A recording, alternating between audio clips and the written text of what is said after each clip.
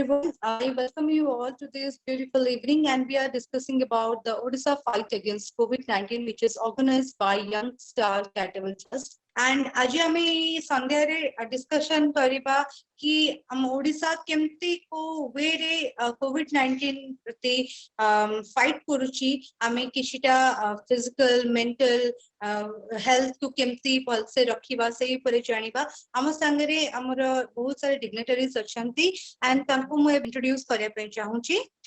And हमारे साथ हैं आज इंजीनियर अरविंद बारिक जो कि हैं president of young star charitable trust Jharsuguda जो कि ऑर्गेनाइजर हैं, and doctor Babita Ramani MD O and G gynaecologist Ashwika polyclinic and ultrasound and Sanjeevani hospital Jharsuguda. And हमारे साथ हैं आज डॉक्टर एसके लल जो कि एमबीबीएस एमडी एफपीएससी हैं, doctor Ziaul Haque MD medicine physician and diabetologist, doctor Ziaul Haque polyclinic Mangal Bazaar Jharsuguda, and हमारा पैनल मेंबर अछंती Guru Prem Singh Thapa sir, general secretary pencak soldier association Odisha, founder of Swayambhu martial art academy Odisha. समस्त को यंगस्टर चैरिटेबल ट्रस्ट तरफ नमस्कार एवं बहुत बहुत शुभकामना दूची। धन्यवाद कि आपण माने आसीना मन को ही समय दोचंदी। अभी हमारा जो टोटल मीटिंग है उसको लीड एंड उसको जो एंकरिंग करेंगे हमारे साथ तुहिना है। मैं उनसे रिक्वेस्ट करूंगा कि प्लीज आप शुरू करें।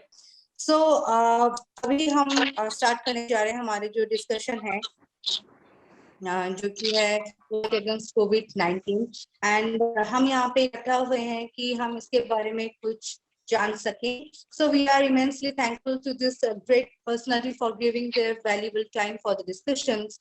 And now maybe हम पात्रे अछंती इंजीनियर अरविंद बारिक जो कि president of young star charitable trust जे तांको जीवन रे गोटे नोबल कॉज और सोशल सर्विस ପାଇଁ ତାଙ୍କ ଜୀବନ की डेडिकेट करते चंती। सो एबे हमें रिक्वेस्ट करबा तांको से किसी विषय रे कहंतु। बहुत बहुत धन्यवाद। अपन दुई जन को बहुत सुंदर भाव रे को रिप्रेजेंट करू चंती, and I hope so this will continue till end of this show. So I must thank you to both of you first. আজি आमे यंगस्टर चैरिटेबल ट्रस्ट तरफ विशेष भाव रे स्वागत एवं धन्यवाद देबू तीन जन रेनोल्ड डॉक्टर जोड़ी होइछंती। आज हमर ई डॉक्टर कहउछंती प्रोग्राम रे doctor Babita Ramani, welcome madam, doctor S K Laj, doctor Ziaul Haq, समस्त को मु स्वागत करूची यंगस्टर चैरिटेबल ट्रस्ट तरफ। निश्चित भाव रे आज झारसुगुड़ा वासी आमे समस्त गोटे बहुत क्रिटिकल कंडीशन रे जाउछु, तो सेति पई आमे एटा तीन जन डॉक्टर को लेकरी आमे गोटे चेष्टा करिछु कि लोक मानकर जो फोबिया अछि कि लोक मानकर जो क्वेरीज अछि ताकू केमते आमे प्रशमित करि परिबा, ताकू केमते आमे डाउन करि परिबा, ताकू केमते हम टिके हील करि परिबा। तार आज जो मीटिंग रो ओनली ही सेटा रीजन अछि। तो समस्त को मु साधुवाद देबी कि हमर ए जो सोच को नेकि आपण माने ताकू पॉजिटिव फीडबैक देले आज आपण मानकर टाइम शेयर करचंते हम सहित। आ आशा करिबी आज जो डिस्कशन हबो से डिस्कशन रो बहुत गुडे लोक माने बहुत किसी बेनिफिट पाइबे बोली कि आउ विशेष किसी कोई भी नहीं। यंगस्टर चैरिटेबल ट्रस्ट आपण माने जानिथिबे ये गुटे registered society, Gute registered trust which has been working from last 11 years in the district Jharsuguda and its nearer area, and mainly ame blood donation camp एवं rescue like mentally people, rescue like old aged male and female and children like this A field रे हमर main अछि। या को छाडी के plantation बाकी other activities help in flood area ये सब बहुत बाकी सब अदर जते सोशल एक्टिविटीज सेटा अछि, बट मेन हमर ब्लड रेस्क्यू एंड प्लाज्मा यार ऊपर अछि। तो समस्त को मु आउ थरे साधुवाद दउची एई नोबेल कॉज पय जोड़ीबा पय। कोन पय हमें समस्त जानू कि जने डॉक्टर मानकर टाइम टा केते वैल्यू थाए। तो निश्चित भाव में समस्त को स्वागत एवं साधुवाद दउची।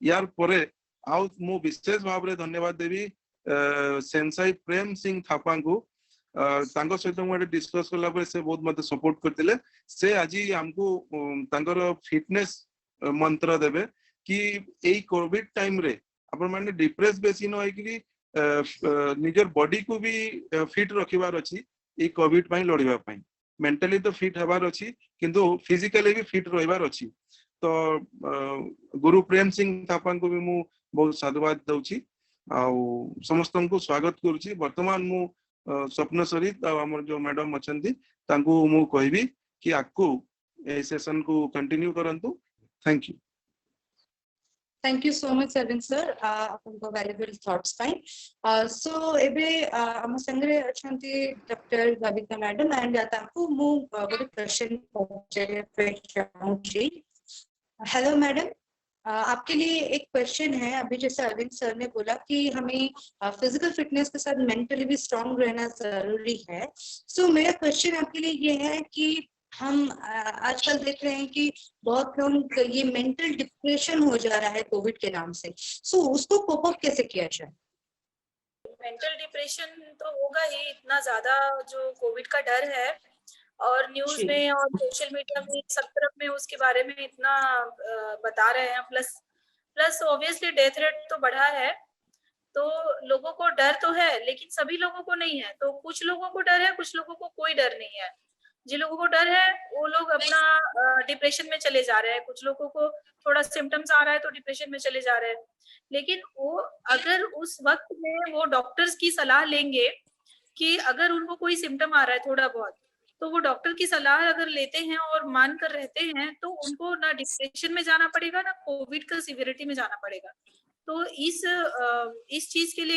एक योगा तो करना जरूरी है एक्सरसाइज करना जरूरी है अपने काम में इन्वॉल्व रहें और जो भी चीज आपको अच्छा लग रहा है करें और खाना भी अच्छे से खाना चाहिए प्लस आपको अगर थोड़ा भी सिम्टम्स लग रहा है तो आप अपने डॉक्टर से जरूर कंसल्ट करें ओवर द फोन कंसल्ट करें आप सोच कर अपना टेंशन बढ़ाने की बढ़ा कर ऐसे 2-4 दिन 5 दिन पार करने की जरूरत नहीं है उसमें आपका डिप्रेशन बढ़ेगा लेकिन आपका डिजीज ठीक नहीं होगा उसको ठीक करने के लिए आपको डॉक्टर से कंसल्ट करना चाहिए तो ये जैसे हम जान रहे कि हमारे ऑलरेडी वो स्टार्ट हुआ था 2019 दिसंबर में एंड फर्स्ट स्ट्रेन तो चला गया है अभी सेकंड स्ट्रेन आ गया है कोविड का सो ये कितना मतलब हम सुनने को आ रहे हैं कि ये एरोसल ट्रांसमिशन है तो ये ट्रू है मतलब इसमें क्या सच्चाई है ये कितना भयंकर है या फिर कितना खतरनाक है लोगों के लिए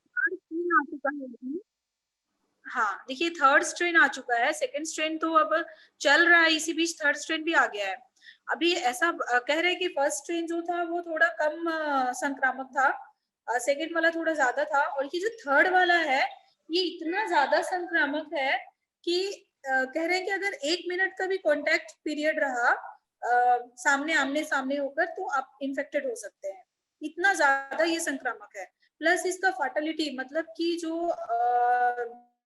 तक ले जाने का जो इसका कैपेसिटी है वो ज्यादा है तो इससे बच के रहना ही अभी सबसे ज्यादा जरूरी है आप अपने आप को कोई इंसान सिर्फ अपने आप को बचा ले तो वो समाज पे और पूरे देश पे बहुत बड़ा मतलब कि उपकार करेगा इस तरह का ये सिचुएशन हो चुका है थैंक यू मैम सो मैं नेक्स्ट क्वेश्चन जो है वो सर से पूछना चाहूंगी सो आपके लिए क्वेश्चन ये है कि कौन से कंडीशन में पेशेंट को हॉस्पिटलाइज होना चाहिए क्योंकि कोई बहुत अर्ली स्टेज में हॉस्पिटलाइज हो जाते हैं किस को बहुत लेट तक भी पता नहीं चलता और उनका जो डेथ हो जाता है सो मैंने को स्टेज रे तांको हॉस्पिटलाइज होबा कथा देखिए मैं 2 चीज बताना चाहता हूँ सबसे पहला ये कि स्ट्रेन के बारे में एक कंफ्यूजन बहुत लोगों में चल रहा है सोसाइटी में भी प्रिवेल कर रहा है बिकॉज ऑफ व्हाट्सएप कि second strain is more deadly second strain is more infectious moreover it is not the only second strain this is the double mutant strain ये जो स्ट्रेन है इसको डबल म्यूटेंट स्ट्रेन बोलते हैं ये second strain नहीं है कोरोना के कई स्ट्रेन वर्ल्ड वाइड डेवलप हो चुके हैं like you might have heard about Brazil strain और यूके स्ट्रेन और साउथ अफ्रीकन स्ट्रेन ये सारे स्ट्रेन डेवलप हो चुके हैं। इंडिया में भी डबल म्यूटेंट स्ट्रेन है एंड देन डबल म्यूटेशन के ऊपर एक और स्ट्रेन डेवलप हो गया, that is called triple mutant strain. ये सारे ही सारे इन्फेक्शियस ज्यादा हैं बट मोर्टालिटी इनका कम है। क्योंकि लास्ट टाइम जब कोविड हुआ था फर्स्ट टाइम 2020 में जब उड़ीसा में हुआ था, तब यूजुअली हम देखते थे कि एक दिन में 7 से 10 पेशेंट में देखता था जब यहाँ पीक हुआ था तब, और इस समय में around 30 to 40 patients per day देख रहे हैं। But mortality wise I would say mortality उस समय 1.45 to 1.5% के आसपास में था, इस टाइम इट इज अराउंड 1.2%। लोगों में इन्फेक्शन ज्यादा है, तो बहुत अगर 100 में से अगर एक डेथ हो रहा है तो हमको दिखेगा एक डेथ हुआ, बट 10,000 में तो अगर 10 डेथ होगा तो दैट रेट इज एक्चुअली 0.1%। तो death rate is lesser, infection rate is very high. First thing that was double mutant strain, अभी ट्रिपल म्यूटेंट स्ट्रेन आ गया। इन स्ट्रेन से बचने के लिए हमको अभी जो है, जो यूजुअल सभी जानते हैं, फिजिकल डिस्टेंसिंग मेंटेन करना है 6 फीट का, sanitiser time and again use करना है, हैंड वॉशिंग कंटिन्यू करना है, एंड मास्किंग के ऊपर नाउ द CDC, जो centres for disease control USA है, उनका बोलना है कि डबल मास्किंग कीजिए। That is very important for this new strain. जो डबल म्यूटेंट और ट्रिपल म्यूटेंट स्ट्रेन है उनके लिए आपको डबल मास्किंग करना चाहिए। डबल मास्किंग का मतलब है कि अंदर में आप एक जो नॉर्मल वो जो सर्जिकल मास्क होता है, ट्रिपल लेयर सर्जिकल मास्क होता है, उसको लगाइए और उसके ऊपर में आप अपना क्लॉथ मास्क यूज कीजिए। सर्जिकल मास्क को डेली डिस्कार्ड कीजिए और क्लॉथ मास्क को आप फिर से यूज कर सकते हैं या फिर धो करके उसको रेगुलर यूज कर सकते हैं। तो if you use double masking, तो जो रेट ऑफ इन्फेक्शन है, I am talking about rate of infection in people in community, rate of infection है that will be reduced by almost 95%. That's a proven study. ठीक है। Now you wanted to know कि किस condition में admit होना है। Again the guidelines is कि 88 to 90% लोगों को उतने सिम्टम्स नहीं होते हैं जहाँ एडमिशन होने का जरूरत पड़ता है। अगर आपका ऑक्सीजन 94% के ऊपर है, घर में एक मॉनिटर रखिए, ऑक्सीजन मॉनिटर, अगर आपका ऑक्सीजन 94% से ऊपर है तो घर के अंदर ही रहिए, बाहर मूवमेंट नहीं कीजिए, ऑनलाइन डॉक्टर से कंसल्ट कर लीजिए, that is more than sufficient. अगर आपका heart rate, if you can measure your heart rate and respiratory rate, if respiratory rate is less than 24, आपको चिंता करने का जरूरत नहीं है। आपको अगर सांस लेने में कोई तकलीफ नहीं है, आपको चिंता करने की जरूरत नहीं है। अगर fever less than 104, less than 102 हर समय रह रहा है तो आपको हॉस्पिटल जाने का जरूरत नहीं है, जस्ट डॉक्टर से ऑनलाइन कंसल्ट कीजिए। पैरासीटामोल खाने के बाद भी अगर फीवर 101 के ऊपर और बिना पैरासीटामोल खाए फीवर अगर 104 से ऊपर रहता है तो आपको फिर हॉस्पिटल एक बार आकर के कंसल्ट करना चाहिए। अगर ऑक्सीजन 94% से कम होना स्टार्ट हो जाता है एंड उस समय फिर आपको हॉस्पिटल एडमिशन का प्लानिंग करना चाहिए। Thank you sir. So Arvind sir, आपनका पई गोटे क्वेश्चन, एबे हमें तो डॉक्टर मान को सहित डिस्कशन करि सरछु। आपनका पई गोटे क्वेश्चन कि what is the role of NGO in the pandemic, means कोन रहिछि कंट्रीब्यूशन एनजीओ रो पैंडेमिक टाइम रे, एंड तांको ऑक्सीजन कलेक्शन कंट्रीब्यूशन रे तांको रोल कोन रहिछि? निश्चित भाव ये जो पेंडेमिक सिचुएशन रे समस्त रोल अच्छी एंड मोरली जेमती एनजीओ टा गोटे संगठित संगठन समस्ते संगठित हेकि अछंती, तो से थ्रू एनजीओ काम करिवार इजी हुए।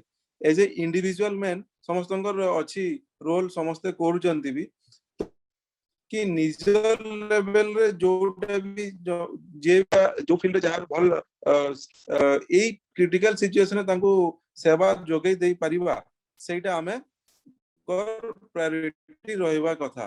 जेमती हमर यंगस्टर चैरिटेबल रो ट्रस्ट रो ब्लड प्लाज्मा मेन ये अछि एंड वेरी शॉर्टली हमें प्लान करछु कि ऑक्सीजन सिलिंडर रो भी बहुत गुडे स्कैरसिटी रहउची। किसी समय आगरु कहउतले आपन निजे, तो सेही विषय रे भी हमें our planning is on final stage. तो एटा 4-5 दिन भीतर किछिटा सिलिंडर भी हमर आसी पहुंचीबो, तो सेटा हले हमें भी ब्लड प्लाज्मा ऑक्सीजन ए तीनटा को हमें भी blood plasma is already running oxygen को भी आमे ऐड करूछु एवं इन्फॉर्मेशन वैक्सीनेशन ए सब ऊपर भी आमे काम करूछु समस्ते एई समय रे आकु आसिकरी लोकंकर हेल्प करिवा आ लोकंकु जीवन बंचे दे परिबा ही समस्तंकर कर्तव्य रहिबा बोली कि मोर आशा आ मोर विश्वास। ओके जेमति के बे हमें जानू छु कि 18 इयर्स ऊपर को मे 1 रो हमर वैक्सीनेशन स्टार्ट होची एंड एटा हमर रजिस्ट्रेशन होची कि हमर जो कोविन रे जेकिने रजिस्ट्रेशन करिया पई पडुची सो सेइथरे जदी शॉर्टफॉल हबो मैन पावर रो तो सेइथरे आपन को कंट्रीब्यूशन रहिबो कि निश्चित भाव रे रहिबो ओके रहिबो आ Thank you, समस्तंकर sir. रहिबा कथा। ओके थैंक यू सर सो एबे मु डॉक्टर एसके लाख को पचारिया पे चाहू छी किछटा क्वेश्चन हेलो सर मो कथा सुनी पारुछंती आज्ञा सर सर आपन क्वेश्चन है कि एबे हमें देखु कि गोटे गोटे डिस्ट्रिक्ट रे ओडिसा रे हमर गोटे गोटे डिस्ट्रिक्ट रे कोविशील्ड यूज होची गोटे गोटे रे कोवैक्सीन यूज होची सो दीटा भीतर इफेक्टिव कोटा कारण हमर एटा I don't know whether it is a rumour और व्हाट किंतु एटा सुनिया पे पाउची कि जो माने जनरली भुवनेश्वर एरिया रे मेट्रोज एरिया रे जति के अछि से सब कोवैक्सीन यूज होची and after the first dose semen को होनी सेमन को कोविड होबार चांसेस बहुत कम रहउची किंतु जो माने कोविशील्ड नउचंती सेमानकर प्राय जनकर सब कोविड हे सालानी सो एटा कोन इफेक्टिव नो नहीं इफेक्टिव अछि दुईटा वैक्सीन टिके अलगा अछि जेहेतु दुईरा मेकानिज्म टिके अलगा अछि तो निश्चय दुई जनकर इम्यूनोजेनिसिटी डेवलपमेंट टिके अलगा अलगा रहिबो आगुरु तो कहउथिले 3 मास आगुरु कहउथिले कोविशील्ड इज बेटर एबे कहउचंती कोवैक्सीन इज बेटर कोवैक्सीन ता गोटे डेड वायरस वैक्सीन तेणु नियम हिसाब रे यार इम्यूनोजेनिसिटी ता कम हेबा कथा यार प्रोटेक्शन रेट ता कम हेबा कथा किंतु एबे रिसर्च रे देखा गला जे कोवैक्सीन ता तो 81% प्रोटेक्शन दोची कोविशील्ड अपेक्षा तो एगुडा देखंतु एबे नुवा वायरस अछि नुवा वैक्सीन अछि एबे केही भी या विषय रे बहुत किछि जानि नाहंती तो समस्त निज हिसाब रे जे जहा को जहा आसिला को कहउछंती यार एग्जैक्ट रिजल्ट एबे वैक्सीन लागिबाटा भी बहुत कम परसेंटेज ऑफ लोगो को वैक्सीन पूरा कंप्लीट हेछि एबे यार रिजल्ट आसीबा पई भी गोटे इम्यूनोजेनिसिटी डेवलप होबा पई भी 2 वीक लागे तो यार एते शीघ्र कहबाटा मो हिसाब रे एटा बहुत जल्दी हबो कि क्यों वैक्सीन भलो अछि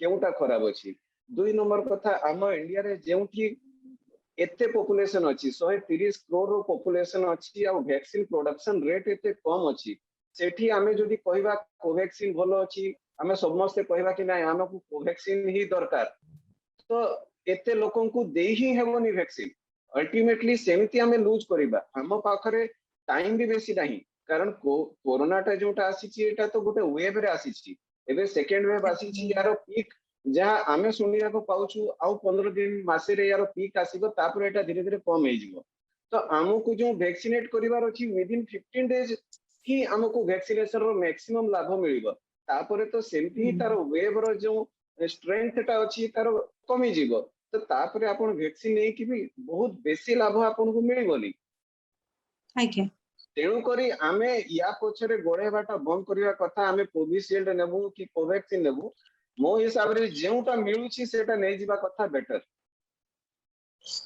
या पछरे गोड़ेबा कथा नु हम कोविशील्ड अवेलेबल अछि अब आमे जदी भाबी के रहबा ना मु कोवैक्सीन आसिले ही नेबी आ कोवैक्सीन जदी न आसिला आ मते कोरोना हे गला तो ultimately I am going to lose my life तो मो हिसाब रे अर्लियर इज बेटर जेउटा भी अवेलेबल अछि नै जिबा कथा धन्यवाद सर तो एई जगह रे समस्त हमर जो डॉक्टर्स अछंदी doctor Ziaul sir doctor Babita ma'am जेंदी शिव सर कहिले एई प्रश्न रो उत्तर देले अन्यमान को भी पचारे पे चाहिबी जदी समान क्वेश्चन रे आपनकर किछि भी जदी मतदान करियर अछि अगर आपका कोई भी व्यू आप देना चाहते हैं तो आप प्लीज दीजिए क्योंकि ये सारे सवाल बहुत ही अहम है जो कि सारे लोग जानना चाहते हैं डॉक्टर बबीता मैम, हम आपसे अभी जानना चाहेंगे कि अभी मैंने जो क्वेश्चन पूछा कि कोविशील्ड ज्यादा इम्पोर्टेंट है या कोवैक्सीन, कौन सा ज्यादा जरूरी है?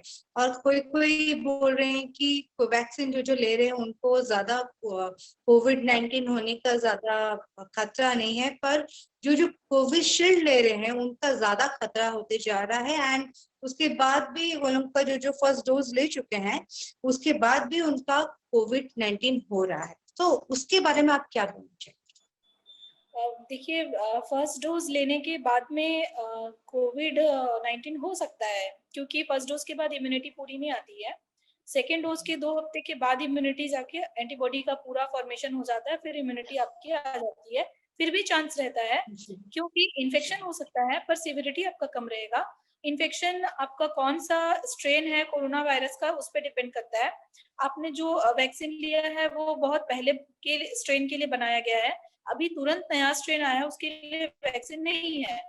तो आप कैसे सोचोगे कि मैं ये वैक्सीन ले लूंगी तो मुझे बिल्कुल कोरोना नहीं होगा? होगा, जरूर होगा, लेकिन आपको कम उसका जो मॉर्बिडिटी मोर्टालिटी होता है वो कम होगा। और बाकी रहा कि कोवैक्सीन अच्छा है या कोविशील्ड अच्छा है, तो इसका आंसर तो मैं लाड सर के साथ ही जानना चाहूंगी कि अभी इसका मतलब कि पूरा स्टडी हुआ नहीं है। अभी ये आप समझ लीजिए कि बहुत बड़ा क्लिनिकल ट्रायल ही चल रहा है, और इसी के लिए अभी इसके बारे में बोल पाना मुश्किल है, लेकिन कोई भी मिल रहा है ले लेना चाहिए। बाकी जिया सर से भी मैं जानना चाहूंगी कि सर का क्या राय है इस बारे में। जरूर, thank you so much ma'am. And जियल सर, इस जो बबीता मैम ने जो सवाल पूछा उसके साथ साथ मैं आपसे पूछना चाहूंगा कि जब बात कर रहे हैं दो अलग अलग टाइप के वैक्सीन का, सबसे पहले तो वैक्सीन लेना सेफ है या नहीं, और ये वैक्सीन का मैकेनिज्म क्या होता है, मतलब लोगों के बॉडी में कैसे वो एक्ट करता है कि हम लोग का इम्यूनिटी बढ़ता है या फिर हम लोग उसको रोक पाते हैं? हाँ, मैं इसका आंसर देना चाहूँगा। जो पहले डिस्कशन हुआ उसके साथ में प्लस आपने जो क्वेश्चन किया उसको भी मैं मिला देना चाहता हूँ। As regards Covishield and Covaxin vaccine, which is more effective or safer, I would say both are equally safe and almost equally effective. Studies बताते हैं कि Covaxin is 78 to 80% effective and Covishield is 70 to 75% efficiency उसका है। And हाँ, Covaxin का एक superiority क्या है कि इंडिया में जो डबल म्यूटेंट वेरिएंट्स भी निकले हैं, कोवैक्सीन उनके अगेंस्ट में भी इफेक्टिवली काम कर रहा है। कोविशील्ड उनके अगेंस्ट में उतना इफेक्टिवली शायद काम नहीं कर रहा है, but efficiency wise both are almost equal. Mortality wise दोनों ही 100% मोर्टेलिटी प्रिवेंट करते हैं। इसीलिए मेरा सजेशन है एंड एडवाइस है, everybody should get the jab. Do not withhold yourself waiting for some Sputnik और सम फाइजर और मॉडर्ना वैक्सीन की कब आएगा मैं लूंगा, तब तक में you might not be there to take that vaccine also. तो जब जो वैक्सीन मिल रहा है, if you are eligible for that vaccine, please get that vaccine. उससे आपको इन्फेक्शन शायद हो सकता है बट डेथ कभी भी नहीं होगा। नाउ जो आप मैकेनिज्म ऑफ वैक्सीन पर बात कर रहे थे, मैं उसी के बारे में बताना चाहता हूँ क्यों इन्फेक्शन होगा और क्यों डेथ नहीं होगा। See, these vaccines are injectable vaccines. These are not oral or nasal vaccines. Injectable vaccine systemic मतलब बॉडी के अंदर में काम करते हैं, ठीक है। तो ये दोनों ही इंजेक्टेबल वैक्सीन है। इनका इम्यूनिटी सिस्टमिक इम्यूनिटी होता है, मतलब बॉडी के अंदर से इम्यूनिटी डेवलप होता है। जो कोरोना वायरस है सभी को पता है 3 रूट ऑफ एंट्री होता है, आइदर आईज, नोज और माउथ। इसलिए हम बोलते हैं अपने हाथों को बार बार फेस के ऊपर लेके मत जाइए, otherwise if you are taking your hands too much on face and rubbing time it again over nose and eyes, उससे कोरोना होने का चांसेस रहता है अगर आपके हाथ में कोरोना था।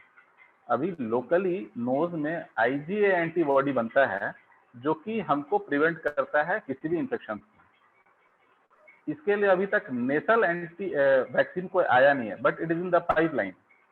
अगर कोई नेसल वैक्सीन आएगा तो फिर आपको इंफेक्शन भी नहीं होगा, क्योंकि ये इंजेक्टेबल वैक्सीन है, ये बॉडी के अंदर में जाता है और ये हमको मतलब इम्यूनिटी जो है वो सिस्टमिक इम्यूनिटी देता है। तो सुपीरियर मतलब ऊपर से असिम्टोमेटिक या सिम्टोमेटिक, मतलब कि थोड़ा बहुत नाक में सर्दी, थोड़ा गले में, मैं बता रहा हूँ कि इंजेक्टेबल वैक्सीन अगर लेंगे तो आपको सिस्टमिक ये मिलेगा, सिस्टमिक इम्यूनिटी मिल जाएगा। उससे आपके नोज या थ्रोट में इन्फेक्शन हो सकता है, that is not a big deal, don't worry about that. But वो इन्फेक्शन कभी भी आपके चेस्ट में या लंग्स में या किडनी में या हार्ट में, जो myocarditis, kidney failure, psychiatric problem होते हैं या डायरिया वगैरह होता है, इस तरह का इन्फेक्शन आपको कभी भी नहीं होगा। कोई भी सिस्टमिक प्रॉब्लम इन वैक्सीन को लेने की वजह से नहीं होगा। ज्यादा से ज्यादा नेसल सिम्टम्स आ सकता है, इसीलिए वैक्सीन सबको लेना चाहिए। सर हेलो, क्वेश्चन है। डॉक्टर जियोल सर, बबीता मैम एक क्वेश्चन पूछना चाहते हैं, प्लीज हाँ sir. Yes madam, please please we can discuss. Yes, vaccine लेने के बाद भी तो डेथ हो रहे हैं सर। जिन लोगों ने वैक्सीन लिया है उसमें से कुछ लोग हैं जिन लोगों का डेथ हुआ है, तो ये क्यों द हुआ सर? डेथ, हाँ madam, the death rate in people who have taken double dose, in fact I had a patient some 15 days back, वो she had 94% oxygen in my clinic, and I asked her to do an ECG and X-ray, and by the time she was going for an X-ray, she collapsed on the floor and she died. Is it possible that a patient who has got 94% oxygen, she can die on the floor all of a sudden collapse? It is not possible. She didn't have COVID infection. Double vaccination या single vaccination के बाद में there is something called vaccine induced thrombocytopenia. Severe thrombocytopenia हो जाता है और body में thrombosis हो सकता है, जिसकी वजह से सडन कार्डियक डेथ भी होता है। तो डेथ में भी वन ऑफ द कॉज की कहीं कहीं डेथ हो रहा है, बिकॉज इट इज जो वैक्सीन का मैकेनिज्म है उससे पेशेंट को सेकेंडरी इन्फेक्शन नहीं होगा। And it happens, it has happened to lot of some people, not lot of people. I know one patient has died in Emory also after stroke. एक patient खुद मेरे यहाँ death हुआ है और मैंने उनके डेथ रिकॉर्ड में लिखा है it is because of sudden cardiac death, not because of Covid. Thank you so much. ये एक बहुत ही बड़ा डाउट था एक्चुअली जो कि लोगों को आ रहा था। हाँ yes, it has to be cleared in public that vaccine लेने से डेथ नहीं हो रहा है। वैक्सीन इंड्यूस कोई जेनेटिकली ऐसे पेशेंट हैं जिनको क्लॉट हो जाता है वैक्सीन की वजह से, जैसा आप सुन रहे होंगे, जिनको स्पेशली पहले से प्लेटलेट डाउन है, उनके अंदर में रिस्क होता है सडन डेथ होने का कभी कभी। इसलिए यूरोपियन कंट्रीज में कहीं कहीं एस्ट्राजेनेका का जो कोविशील्ड वैक्सीन है उसको कहीं कहीं बंद किया गया था, but again they have started because this benefit ratio is more. Thank you so much. So अभी मैं गुरु प्रेम सिंह थापा से कुछ क्वेश्चन करना चाहूंगी। Hello sir. हाँ hello hello sir, good evening, welcome. Good evening. And आपको जैसे पता है कि हम यहाँ पे बात कर रहे हैं उड़ीसा फाइट अगेंस्ट कोविड-19 के बारे में। सो आपसे ये पूछना चाहूंगी कि जनरली हम ये सुनने को आ रहा है कि एक्सरसाइज करने से इम्यूनिटी बिल्टअप होता है। सो ये एक्सरसाइज का क्या महत्व है, मतलब कैसे एक्सरसाइज करने से सब कौन-कौन से एक्सरसाइज करने से इम्यूनिटी बिल्टअप होता है कोविड-19? सबसे पहले तो मैं यंग स्टार चैरिटेबल ट्रस्ट जी को बहुत धन्यवाद देना चाहता हूँ, प्रेसिडेंट अरविंद बारिक जी को, कि जिन्होंने इस प्रोग्राम पे मुझे इनवाइट किया। और साथ ही यहाँ पे जो रेस्पेक्टेड पर्सन्स हमारे डॉक्टर्स हैं, जय अहमद सर, बबीता रमानी मैम, शिव कुमार लाट सर, मैं सभी को बहुत बहुत धन्यवाद देना चाहता हूँ कि आप लोगों की आपने अपना कीमती वक्त यहाँ पे दिया। और आप एक्चुअली रियल में आज जो करूँ ना करूँ इस सिचुएशंस में रियल योद्धा आप ही लोग हैं सर, क्योंकि आप लोग अपने अपने आप को इतना रिस्क लेके इतने पेशेंट्स को देख रहे हैं और कोविड के सिचुएशंस में भी आप लगातार ड्यूटी पे बने रहते हैं। तो आप सभी को हमारे पंचायत सलाह एसोसिएशन उड़ीसा की तरफ से और स्वामी मार्शल आर्ट अकेडमी की तरफ से बहुत बहुत धन्यवाद। सबसे पहले मैं ये कहना चाहूँगा कि अभी के जो सिचुएशंस हैं, जैसे हमारे डॉक्टर्स ने तो अपनी बेस्ट राय हम सभी को बता दी है। मैं ये बताना चाहूँगा कि इसके अलावा अभी एक्सरसाइज हमें बहुत ज़रूरी है, क्योंकि अगर हम फिजिकल फिट नहीं है तो हमें कोविड बहुत जल्दी हमारे तरफ आ सकता है। एक्सरसाइज में अभी ऐसे ऐसे एक्सरसाइज है जिससे हम अपनी इम्यूनिटी सिस्टम को बहुत मजबूत कर सकते हैं, हमारे ऑक्सीजन लेवल को मजबूत कर सकते हैं। अच्छे डाइट्स हमको लेना है ना, क्योंकि आज अगर हमको अब फिट रहना है तो एक्सरसाइज बहुत ज़रूरी है। कोई भी एक्सरसाइज हो सकता है, वो योगा हो, जो मार्शल आर्ट्स हो, अदरवाइज कोई भी एक्सरसाइज। और वो एक्सरसाइज में बहुत सारे ऐसे तकनीकें होती है जिससे आप अपनी इम्यूनिटी सिस्टम को डेवलप कर सकते हैं, ऑक्सीजन लेवल्स को कैसे बढ़ाया जा सकता है, उसके एक्सरसाइज रहते हैं। तो एक्सरसाइज बहुत महत्वपूर्ण है और उसको करना बहुत ज़रूरी है आज के यूथ को, क्योंकि अगर हम फिजिकल फिट रहेंगे तभी जाके हम कोविड जैसे वायरस से हम अपने आप को बचाव कर सकते हैं। मैं एक छोटा सा एग्जांपल दूंगा। अभी रिसेंट हमारी टीम श्रीनगर, ये कोविड की जब प्रॉब्लम चालू हो गई थी, लेकिन लॉकडाउन से पहले हमारी टीम नेशनल चैंपियनशिप के लिए श्रीनगर गई हुई थी। और श्रीनगर में हमारे यहाँ से टोटल 30 बच्चों ने भाग लिया था, जिसमें छोटे बच्चे भी थे, बड़े भी थे, सभी मिलकर 30 बच्चों ने उड़ीसा स्टेट से पार्टिसिपेशन किया था पंच एक्सेलर्स के नेशनल इवेंट्स पे। और वहाँ पर हम गए, ऑलरेडी वहाँ जो भी रूल्स थे, कोविड के गाइडलाइंस जो थे, हमने सभी फॉलो किया। लेकिन वहाँ पर हमको जर्नी में बहुत प्रॉब्लम्स हुए। बस पे हमको जर्नी करना पड़ा जम्मू से श्रीनगर के लिए। दो हमको मतलब 24 घंटे बस में बिताने पड़ते थे, वहाँ रास्ता हमेशा प्रॉब्लम रहते थे। फिर भी वहाँ से हम जब रिटर्न आए, ये तो एक मतलब हम यही कहेंगे कि शायद ये जो बच्चे लोग बहुत भरपूर एक्सरसाइज करते थे, एक भी बच्चे को कोविड किसी को भी पॉजिटिव निकला नहीं, सभी की नेगेटिव आए। ये हमारे लिए बहुत अच्छी ये रहा। और एक्सरसाइज अभी बहुत जरूरी है अभी के सिचुएशन पर। अच्छा खान पान बहुत जरूरी है, और साथ में डॉक्टर की सलाह लेना बहुत जरूरी है। तो मैं ये कहना चाहूंगा, डॉक्टर के सलाह के साथ आज फिजिकल फिटनेस को समय देना बहुत जरूरी है, एक्सरसाइज करना बहुत जरूरी है। सर, और एक क्वेश्चन आपसे मैं पूछना चाहूंगी कि आपने एक्सरसाइज के साथ साथ डाइट के बारे में भी बात किया। सर डाइट में जनरली मतलब क्या क्या रहना चाहिए, इम्पोर्टेंट क्या क्या रहना चाहिए? क्योंकि हमें जितना पता है कि ब्रेकफास्ट इज द मस्ट, तो कोई कोई ब्रेकफास्ट स्किप कर देते हैं, कोई कोई मतलब कुछ भी खा लेते हैं सर। तो डाइट का क्या इम्पोर्टेंस है? देखिए, एक्सरसाइज वालों का जो स्पोर्ट्स डाइट होता है वो अलग रहता है, और ज्यादा बेटर डाइट अगर स्पोर्ट्स डाइट में तो हमारा अलग है। ज्यादा बेटर मेरे हिसाब से डॉक्टर से बता पाएंगे डाइट, है ना। स्पोर्ट्स डाइट्स अलग रहते हैं टोटली। जी, thank you so much sir. So अभी मैं एक क्वेश्चन पूछना चाहूंगी डॉक्टर एस के लक्ष्य से। सर, हाँ बोलिए। हाँ, जैसे कि अभी थापा सर के पहले जेलक सर हमें बता रहे थे कि जो कॉम्प्लिकेशंस होते हैं, अभी एक पेशेंट की डेथ हो गई और वो कोविड की वजह से नहीं, वो कार्डियक अरेस्ट की वजह से हुआ था। तो मुझे जानना है कि what are the major cardiac complication in the patient with कोविड-19? एक्सक्यूज मी, आपका लास्ट का पार्ट थोड़ा मिस हो गया, वॉइस थोड़ा करेक्ट कर दिया। Okay sir, major cardiac complications क्या है पेशेंट में जिनको कि कोविड-19 हुआ है, और ये जिनको कब कब होता है? कोविड-19 हुआ है, देखिए यहाँ दो चीजें हैं जो डॉक्टर जियाउल हक बता रहे थे। दो चीजें हैं, एक तो अगर आपने कोविड-19 का वैक्सीन लिया है और आपको क्या हुआ है, वो होता क्या है, जब भी आप वैक्सीन लेते हो तो आपके शरीर में एक आर्टिफिशियल इन्फ्लामेशन शुरू होता है। आपके शरीर के जो ब्लड वेसल हैं वहां पर एक इन्फ्लामेशन शुरू होता है। तो इन्फ्लामेशन जब होता है आपके हार्ट में, ऑलरेडी अगर आथेरोस्क्लेरोटिक प्लेक बोलते हैं, जो कि लोगों को हार्ट अटैक करता है, तो आथेरोस्क्लेरोटिक प्लेक का फटने का चांसेस रहता है, क्योंकि ये एक प्रोथ्रोम्बोटिक कंडीशन होता है। एक तो वहां पर प्लेक बन जाता है, और दूसरा जो ऑलरेडी वहां पर प्लेक है, इन्फ्लामेशन, सडन इन्फ्लामेशन की वजह से वो फटने का चांस रहता है। तो जब वो फटता है तो आपके हार्ट की नाड़ी को अचानक से ब्लॉक करके हार्ट अटैक कर देता है। तो ये एक चांसेस है वैक्सीन लेने के बाद। जिनको पहले से बैकग्राउंड डिजीज है, बैकग्राउंड डिजीज मतलब जिसको शुगर ज्यादा है, बीपी ज्यादा है, कोलेस्ट्रॉल ज्यादा है, वजन ज्यादा है, एक्सरसाइज नहीं करते हैं, स्मोकिंग करते हैं, खास करके ये जो लोग बैठे रहते हैं, हिलते डुलते भी नहीं है, दिन भर कंप्यूटर में काम करते हैं, इस तरह के लोगों को ज्यादा चांसेस है हार्ट अटैक होने का, और वैक्सीन लेने के बाद इसीलिए इनको हार्ट अटैक होने का चांसेस थोड़ा सा ज्यादा रहता है।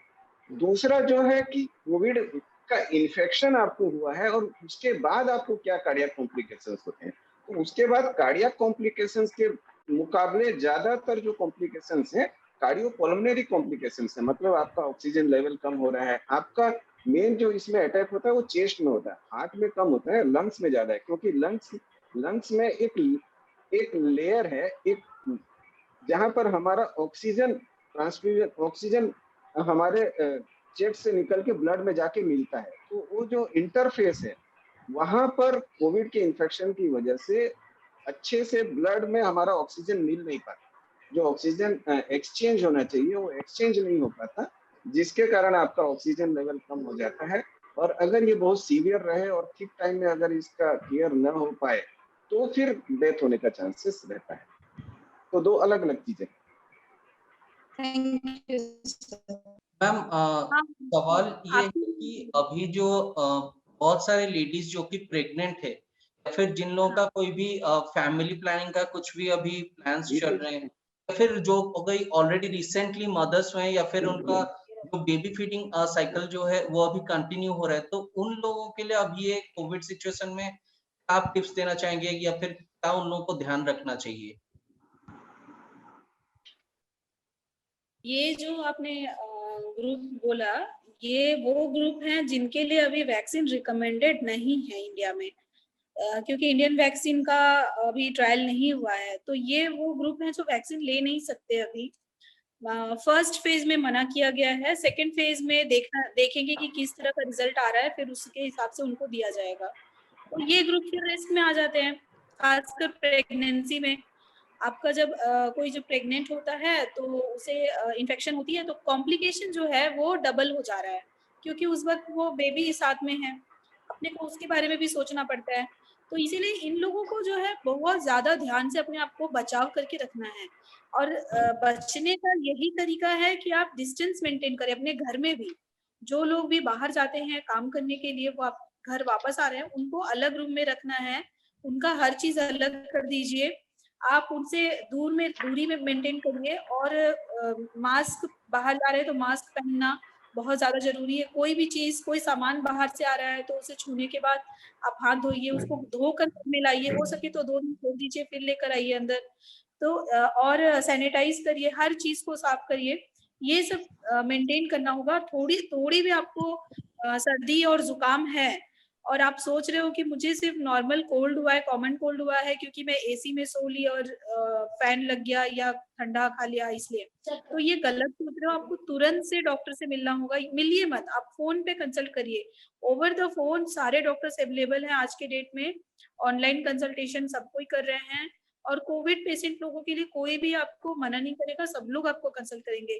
तो अगर कोई प्रेगनेंसी में है, कोई बच्चे को फीड करा रहा है, तो बच्चे को फीड कराना किस तरह से है, कराना तो है, लेकिन कितने प्रोटेक्शन लेके उनको फीड कराना है, वो सब चीज का खास ध्यान रखना पड़ता है। प्रेगनेंसी में बहुत सारी लेडीज हैं जो इस बार ज्यादा लेडीज मैंने देखा कि प्रेगनेंसी में कोविड पॉजिटिव हुए हैं। तो उन लोगों को बहुत ज्यादा सिम्टम्स, कुछ लोगों को बहुत कम है, कुछ लोगों को कोई सिम्टम्स नहीं है, लेकिन फिर भी पॉजिटिव आए हैं, पूरे फैमिली मेंबर पॉजिटिव है। तो इस केस में डॉक्टर जो सलाह देंगे उस हिसाब से आपको मेडिसिन लेने हैं। और स्टीम इनहेलेशन जो है करना पड़ेगा। स्टीम इनहेलेशन से वायरस लोड थोड़ा कम होता है, और ये अगर आप प्रोफाइलेक्टिकली भी करते हैं तो भी बहुत अच्छा है। और अपने गले को हमेशा साफ रखें। अपने हाथ को, नाक को और गले को, ये तीनों को साफ रखने के लिए एक तो हैंड वॉश करना है, गार्गलिंग करना है, नमक, गर्म पानी में नमक डाल के, और स्टीम करना है। स्टीम करने से आपको दिन में 1-2 बार स्टीम लीजिए प्रोफाइलेक्टिकली। अगर हो गया है तब तो फिर आप अपने डॉक्टर से कंसल्ट करके उसके हिसाब से ट्रीटमेंट लीजिए। अगर कोई ब्रेस्ट फीडिंग मदर है और उनको हो गया है तो अपने बच्चे को विथ ड्यू प्रिकॉशन, जैसे कि मास्क पहना है उन्होंने और अपने बॉडी को कवर किया है, अपने हैंड ग्लव्स पहने हैं, तो बच्चे को फीड करा सकते हैं। या फिर अगर उतना प्रोटेक्शन नहीं ले सकते हैं तो एक्सप्रेस ब्रेस्ट फीडिंग होता है। मिल्क को बाहर निकाल के बॉटल में या ग्लास में, डब्बे में दे करके बच्चे को कोई और पिला सकता है। और अगर कोई एक्सपेक्टिंग है कि मुझे कंसीव करना है और वो पॉजिटिव हो गए तो कोई बहुत बड़ी बात नहीं है। 14 दिन के बाद में वो फिर से कंसीव कर सकते हैं, कोई दिक्कत नहीं है।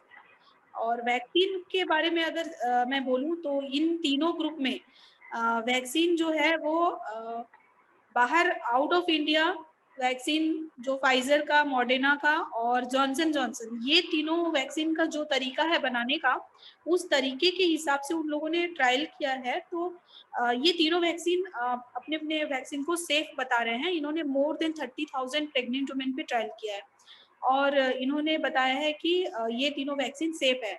लेकिन हमारा वैक्सीन, इंडिया का जो कोवैक्सीन और कोविशील्ड, ये सेफ है कि नहीं, इसके बारे में अभी तक कोई स्टडी नहीं हुआ है, क्योंकि हमने अभी तक प्रेग्नेंट वुमेन को ये ऑफर नहीं किया है। और इस बार भी मना किया जा रहा है कि आप अभी मत ले, फर्स्ट जो अपना फेज है उसमें ना ले, सेकेंड फेज में देख करके जैसा रिजल्ट आएगा उसके हिसाब से फिर ले सकते हैं। अगर कंसीव करना चाह रहे हैं, जो फर्टिलिटी को चाह रहे हैं कि हमको अभी प्रेगनेंसी रखना है तो वो लोग वैक्सीन ले सकते हैं। आप वैक्सीन लेने के तुरंत बाद भी कंसीव कर सकते हैं, इसमें कोई ब्रेक करने का जरूरत नहीं है। Thank you ma'am.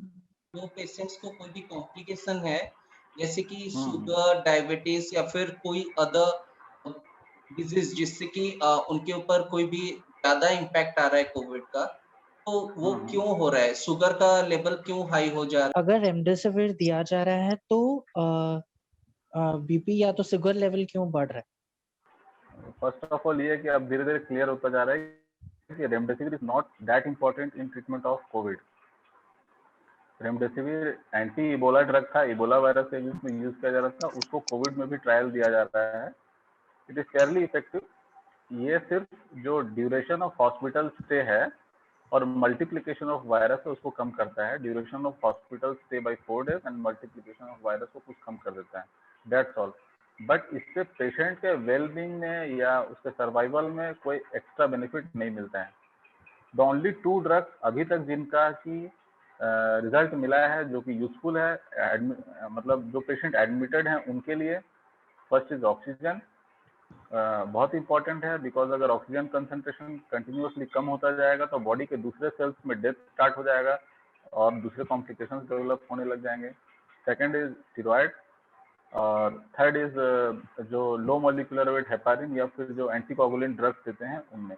बिकॉज ये डिजीज सिर्फ लंग्स को नहीं बॉडी के दूसरे पार्ट को भी इफेक्ट करता है and this disease is basically systemic thrombogenic hyperinflammatory syndrome. This is not only affecting the lungs but affecting all parts of the body. कुछ दिन के बाद में किडनी भी अफेक्ट होता है, कुछ दिन के बाद में हार्ट भी अफेक्ट होता है। तो ये सब तो उसके लिए हम लोगों को low molecular weight heparin injection में देना पड़ता है और उसके ठीक होने के बाद दूसरा मेडिसिन ओरल देना पड़ता है। As regard rise of sugar is not because of remdesivir. Please be clear about that. Rise of sugar जो बढ़ता है वो होता है there is something called stress hyperglycaemia. Primary cause patients में जो कोविड के होते हैं किसी भी डिजीज में वो बढ़ सकता है, क्रिटिकल केयर इलनेस में बढ़ सकता है। एंड सेकेंडरी जो स्टेरॉइड यूज किया जाता है, 2 तरह के स्टेरॉइड यूज किए जा रहे हैं। The drug of choice is methyl prednisolone. Methyl prednisolone जो है उससे शुगर बहुत रैपिडली बढ़ता है। And second is dexamethasone. 2 तरह के स्टेरॉइड यूज किए जाते हैं, उन स्टेरॉइड्स की यूज की वजह से शुगर बढ़ता है। वो डायबिटिक भी हो सकते हैं, नॉन डायबिटिक भी हो सकते हैं। डायबिटिक में ज्यादा बढ़ता है, नॉन डायबिटिक में नया शुगर डेवलप भी हो जाता है कोविड के पेशेंट्स में, तो उसकी वजह से बढ़ता है। वो आपके जो फिजिशियन और ट्रीटिंग डॉक्टर होंगे वो इजिली उसको करेक्ट कर सकते हैं, but that is very important to be corrected. अगर वो करेक्ट नहीं होगा तो जैसे कोई भी घाव जो कि जल्दी हील नहीं करता है, उसी तरीके से अंदर का इन्फ्लेमेशन जल्दी से हील नहीं करता है। Sugar has to be controlled in any condition. Thank you so much sir. So अभी हमारे साथ है Rohan Rashid Pak, working as junior revenue officer, revenue and DM department, enforcement cell Rajrangpur, assistant emergency officer and assistant PIO. So Rohan, आपको मैं welcome करती हूँ। Thank you so much. तो आपका अगर कुछ क्वेश्चन है तो आपका कुछ अगर डाउट है तो आप वहाँ पे उनको पूछ सकते हैं। Right, sir, actually, it's a question to both the doctors, respected doctors. First of all, thank you so much to both and all the doctor fraternity and the health department fraternity, because you people are working very good and you people are actually carrying out a real warrior. Thank you so much, sir and ma'am, because they think what we are actually seeing in the field itself, the doctors, how the doctors are handling this situation, and as the critical situation is there in Sundargarh district itself. So it's really hats off and thank you so much, sir and ma'am, entire doctor fraternity also. Thank you so much for that. The question actually from our side is it's a general question because we are carrying out the enforcement and we are facing a lots of questions. हम लोग बहुत सारे question face कर रहे हैं public से।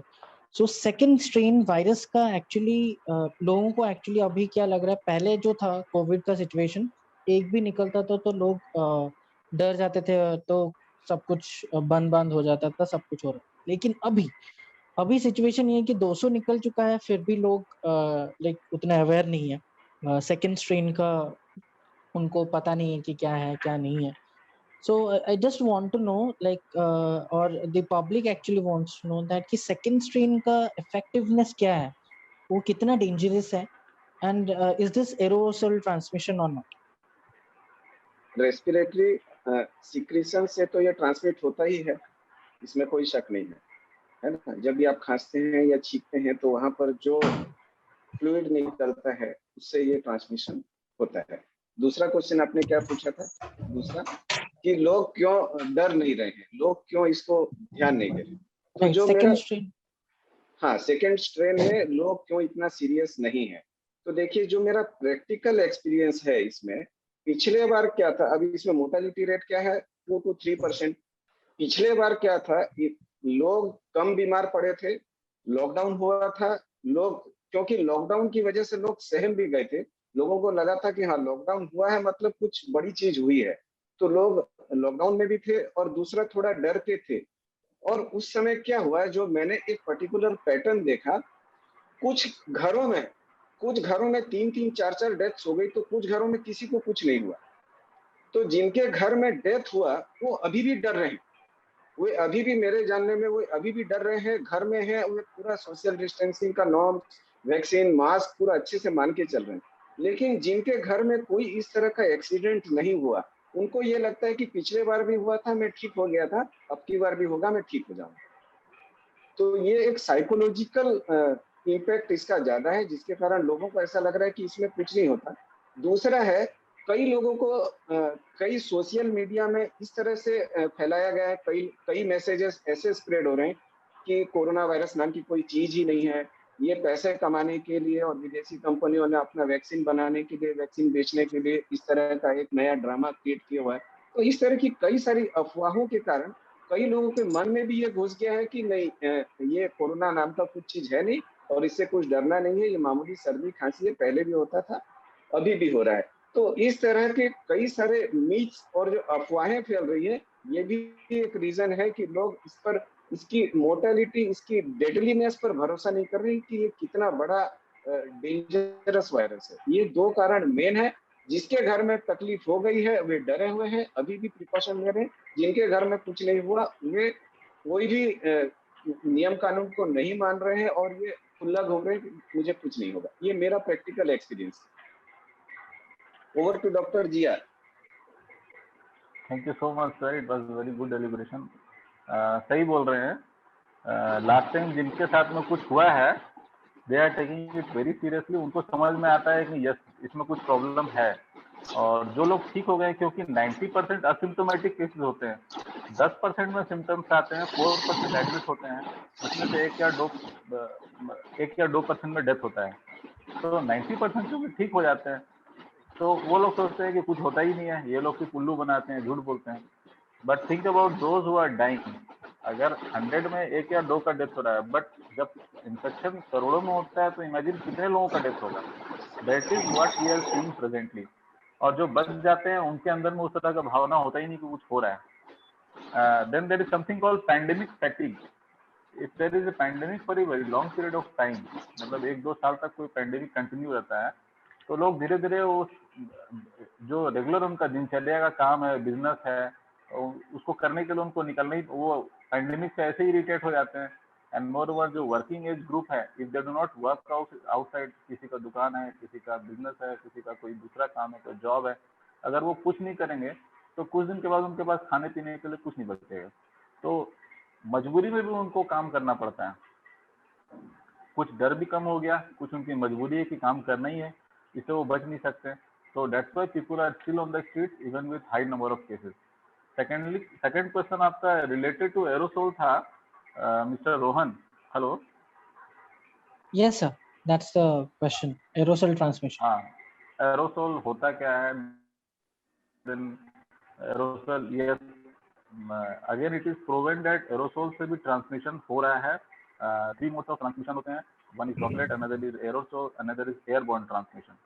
तो droplet transmission is simply आपके सामने में कोई 1-2 फीट में बैठा हुआ है, 3 फीट तक में बैठा हुआ, आपने जो कहा, आपके मुंह से जो ड्रॉपलेट्स निकलते हैं, या किसी ने कफ किया, स्नीज किया, जो आपके मुंह से, नाक से जो निकलता है दूसरे पेशेंट के फेस पर जाता है, वो जो ट्रांसमिशन होता है that is called droplet, direct पहुंच जाता है वहां तक। या फिर हवा में कुछ ही देर के लिए लेस देन 30 सेकंड्स के आसपास सस्पेंडेड होता है, you happen to pass by that area और आप उसको इनहेल कर लेते हैं, वो ड्रॉपलेट ट्रांसमिशन होता है। एरोसोल, यूजुअली एरोसोल जनरेशन होता है, जैसे कि जब आप किसी को ऑक्सीजन दे रहे होते हैं, जैसे कि नेबुलाइजर दे रहे होते हैं, तो उस समय जो एरोसोलाइजेशन होता है उस समय प्रोडक्ट का, वो निकलता है और वो एरोसोल सारे रूम में रहता है।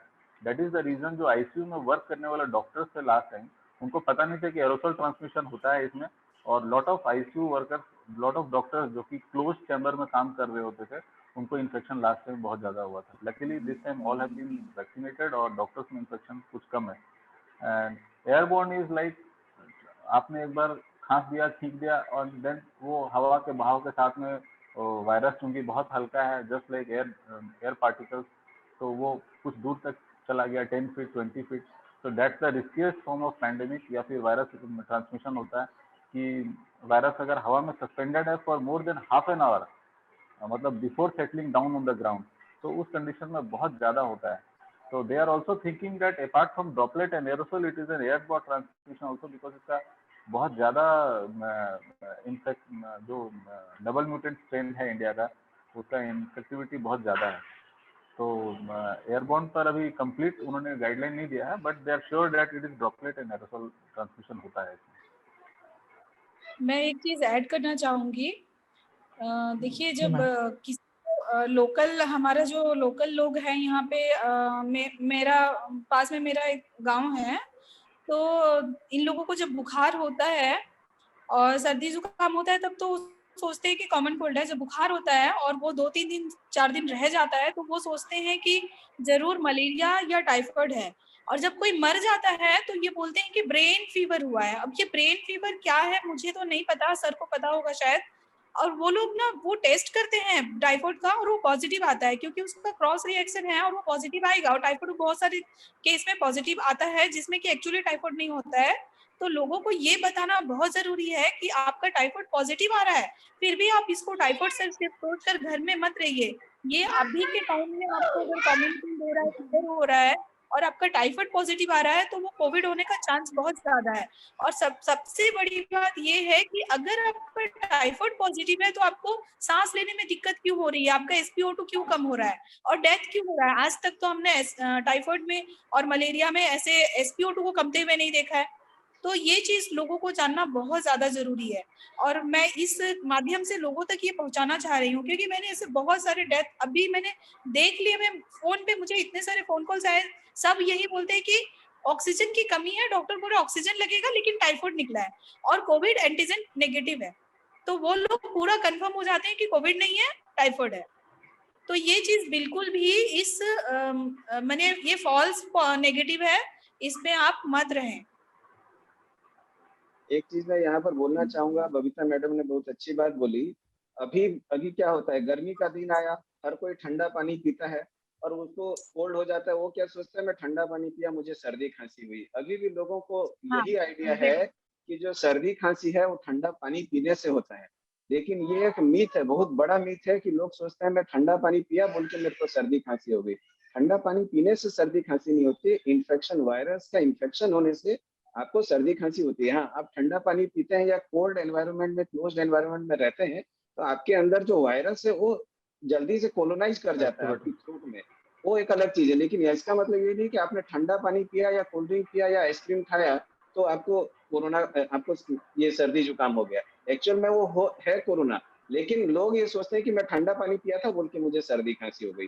दूसरी चीज है, अभी मैं जितने भी पेशेंट देख रहा हूँ, ज्यादातर लोगों का यही कंप्लेन होता है कि सर, वो शुरू इसी से करते हैं कि सर मुझे पहले मैं आया वहाँ प्लांट में काम करके आया और मैं ठंडा पानी पी लिया और मुझे तब से ना सर्दी खांसी बुखार है।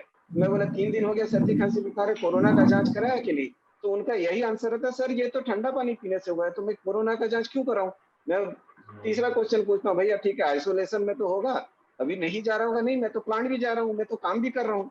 तो लोगों को अभी भी, मेरे पास जितने पेशेंट आते हैं उनमें से 90% लोगों को अभी भी ये अंदाजा भी नहीं है कि सर्दी खांसी होने से मुझे आइसोलेट होके रहना है, मुझे कोरोना का जांच कराना है, लोगों को अवेयरनेस नहीं है, अवेयरनेस की बहुत ज्यादा कमी है। सर लोग जानते हैं लेकिन वो मानना नहीं चाहते हैं कि मानना नहीं मुझे चाहते हैं, right. मुझे That's कोरोना हो exactly, गया sir. है, Like हम लोग, They don't accept that they have corona. right.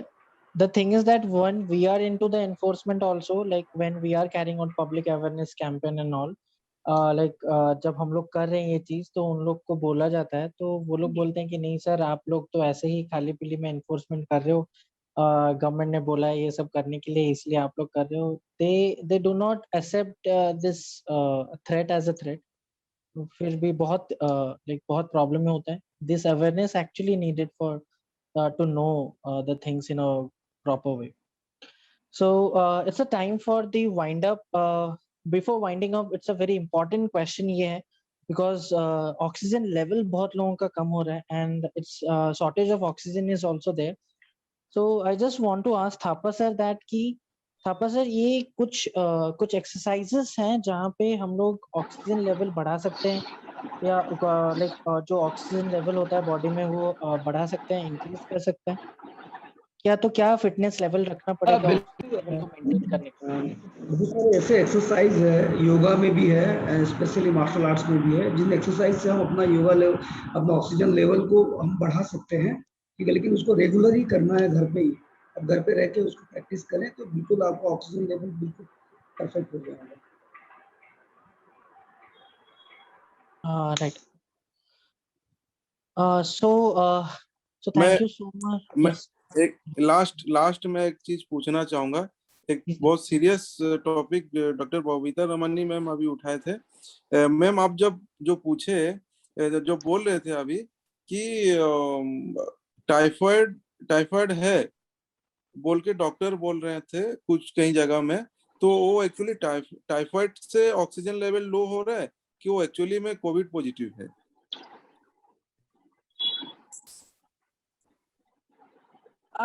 देखिए ये ऑक्सीजन लेवल जो कम रहा है ना, एक्चुअली वो टाइफाइड नहीं है। सबसे पहली बात तो ये मानना जरूरी है और जानना भी जरूरी है कि वो टाइफाइड का जो इनिशियल टेस्ट होता है उसका बहुत सारा क्रॉस रिएक्शन होता है। और ये मैं चाहूंगी कि डॉक्टर जवाहर और शिव कुमार लाड को इस बारे में बताएं लोगों को कि एक्चुअली टाइफाइड कितने कई जगहों पे फॉल्स पॉजिटिव आता है और लोग टाइफाइड है, टाइफाइड की दवाई लेते हैं और अल्टीमेटली वो प्रॉब्लम में फंस जाते हैं। और इस बार भी यही हो रहा है। तो मैं सर आप लोगों से जरूर मैं बोलना चाहूंगी कि आप लोग इस बारे में थोड़ा एनलाइटन करिए लोगों को। जरूर। तो जब जहां तक टाइफाइड की बात है, टाइफाइड का जो टेस्ट हम करते हैं ना, विडाल टेस्ट, वो एक इम्यूनोलॉजिकल टेस्ट है। तो कई बार ऐसी कई सारी एंटीबॉडीज हमारे शरीर में बनते हैं जो कि जो टाइफाइड में टेस्ट होने वाला जो किट है उसके साथ रिएक्ट कर जाते हैं और विडाल टेस्ट पॉजिटिव आ जाता है। तो हम लोग ये सोचते हैं कि टाइफाइड पॉजिटिव आ गया, लेकिन टाइफाइड मैंने देखा है, टाइफाइड कई केस में मेरी क्लिनिक में तो मैंने कई लोगों को देखा है जो टाइफाइड पॉजिटिव आया। एक तो टाइफाइड हम लोग विडाल टेस्ट तभी करते हैं जब कम से कम पेशेंट को 7 दिन का बुखार हो जाए और बुखार नहीं छूटे, तब हम लोग टाइफाइड मानते हैं, सोचते हैं पहले, फिर हम करते हैं। दूसरी बात, अगर टाइफाइड है तो टाइफाइड का क्लासिकल सिम्टम कभी भी सर्दी, खांसी, सांस की तकलीफ ये सब नहीं होता। अगर ये सब है तो हम लोगों को पहले अपना अपर रेस्पिरेटरी ट्रैक्ट इन्फेक्शन या निमोनिया के बारे में सोचना है। टाइफाइड बेसिकली एक पेट का इन्फेक्शन है, उसमें आपको कॉन्स्टिपेशन, डायरिया, ब्लडी डायरिया, इस तरह की प्रॉब्लम हो सकती है। और सर्दी खांसी उतना कॉमन नहीं है टाइफाइड के इन्फेक्शन में। तो सिर्फ हम रिपोर्ट को देख के किसी को ट्रीटमेंट नहीं कर सकते। रिपोर्ट में विडाल पॉजिटिव आ गया मतलब टाइफाइड नहीं है। आपको सिम्टम देखना है, कितना दिन बाद टेस्ट हुआ देखना है और उसके साथ कोरिलेट करके ट्रीटमेंट करना है। अगर हम टाइफाइड के चक्कर में रहेंगे और उधर पता लगा कि पेशेंट को कोरोना का इन्फेक्शन है, और अभी जो टाइफाइड पॉजिटिव आ रहा है ये ज्यादातर केस टाइफाइड पॉजिटिव नहीं है, ये लोग सब कोविड के, जो भी सर्दी खांसी बुखार हुआ, अभी अगर सर्दी खांसी बुखार हुआ तो आपको पहले कोविड सोचना है, न कि टाइफाइड। टाइफाइड 7 दिन अगर बुखार नहीं छूट रहा है आपका तो फिर हम लोग विडाल टेस्ट करते हैं, पॉजिटिव आता है तो हम लोग टाइफाइड सोचते हैं, उसके पहले तो सोचना भी नहीं है। ओवर टू डॉक्टर जिया। ठीक बता रहे हैं सर आप। टाइफाइड एक्चुअली फॉल्स पॉजिटिव बहुत ज्यादा होता है, कोविड हो ना हो, कोई दूसरा इन्फेक्शन हो। वाइडल जो टेस्ट है ये जैसे सर ने बताया कि इम्यूनोलॉजिकल टेस्ट है और इसमें फॉल्स पॉजिटिव अगर किसी को कभी लाइफ में टाइफाइड पहले भी हुआ होगा तो भी या फिर 6 महीना पहले हुआ है, तब तो बहुत ही ज्यादा चांस है कि वो वायरल फिर से पॉजिटिव आएगा।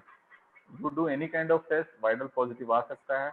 अगर डॉक्टर को डिसाइड करने दीजिए कि पेशेंट को टाइफाइड है या नहीं है। आप डिसाइड मत कीजिए कि मुझे टाइफाइड हो गया और आप घर में एश्योर्ड होकर के बैठ गए मैं तो टाइफाइड में हूँ, 10 दिन मेडिसिन खाऊंगा ठीक हो जाएगा।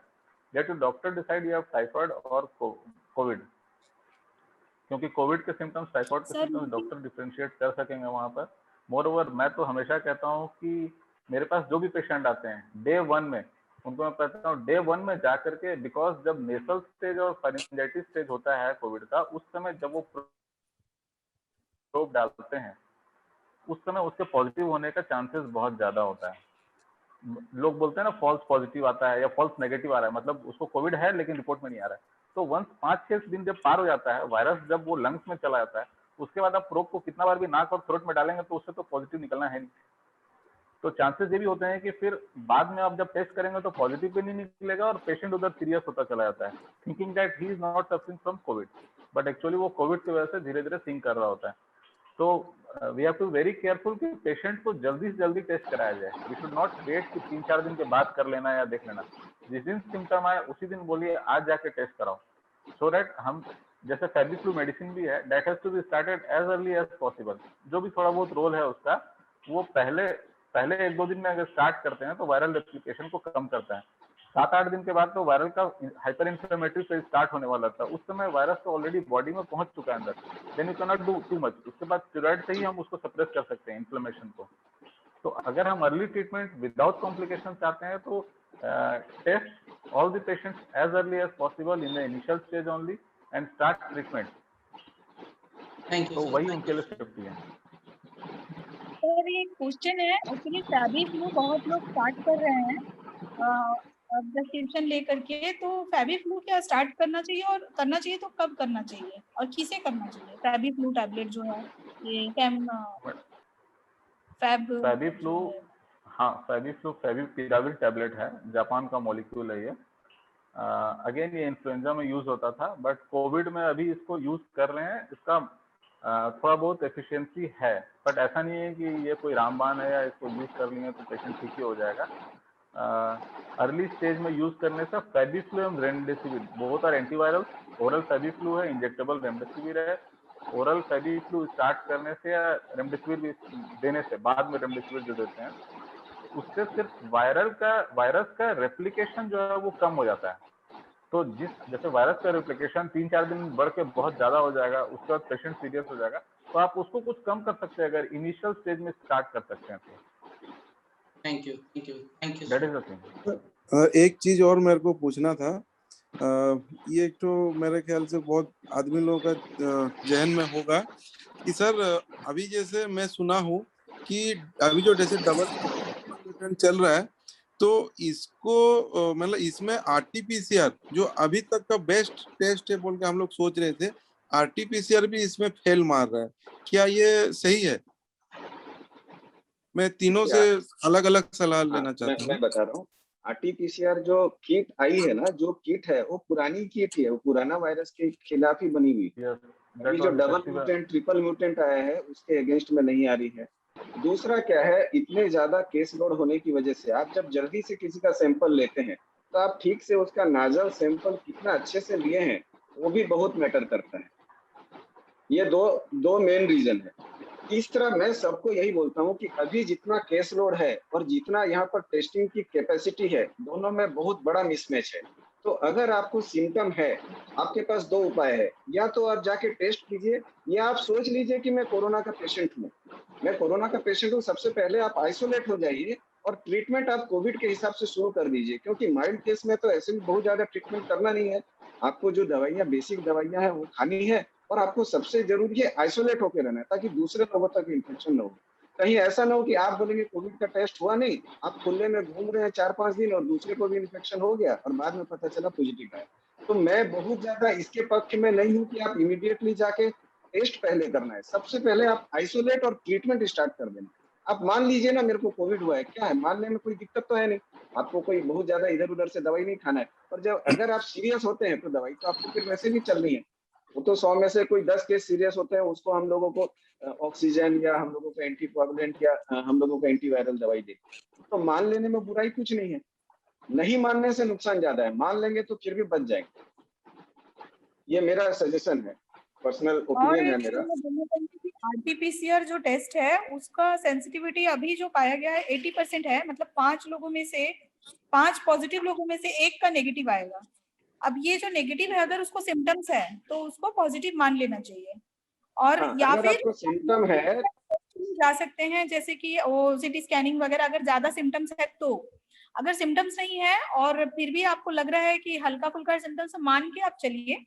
और एक है कि जो आरटीपीसीआर टेस्ट का जो करने का जो एक तरीका होता है जिसमें कि उसका साइकिल्स जो उसमें उसका एक होता है मैकेनिज्म, उसमें अगर कौन सा मशीन कितने साइकिल्स पे सेट किया गया, तो जो जितना ज्यादा रेप्लिकेशन करके उसको वो बना रहा है, मतलब टेस्ट कर रहा है, उसका ज्यादा सेंसिटिविटी आता है। और ये डिपेंड करता है कि कहाँ पे किस तरह का मशीन सेटिंग लगा हुआ है। ये तो ज्यादा मुझे लग रहा है डॉक्टर जियाउल हक सर बता पाएंगे और लाड सर बता पाएंगे इसके बारे में।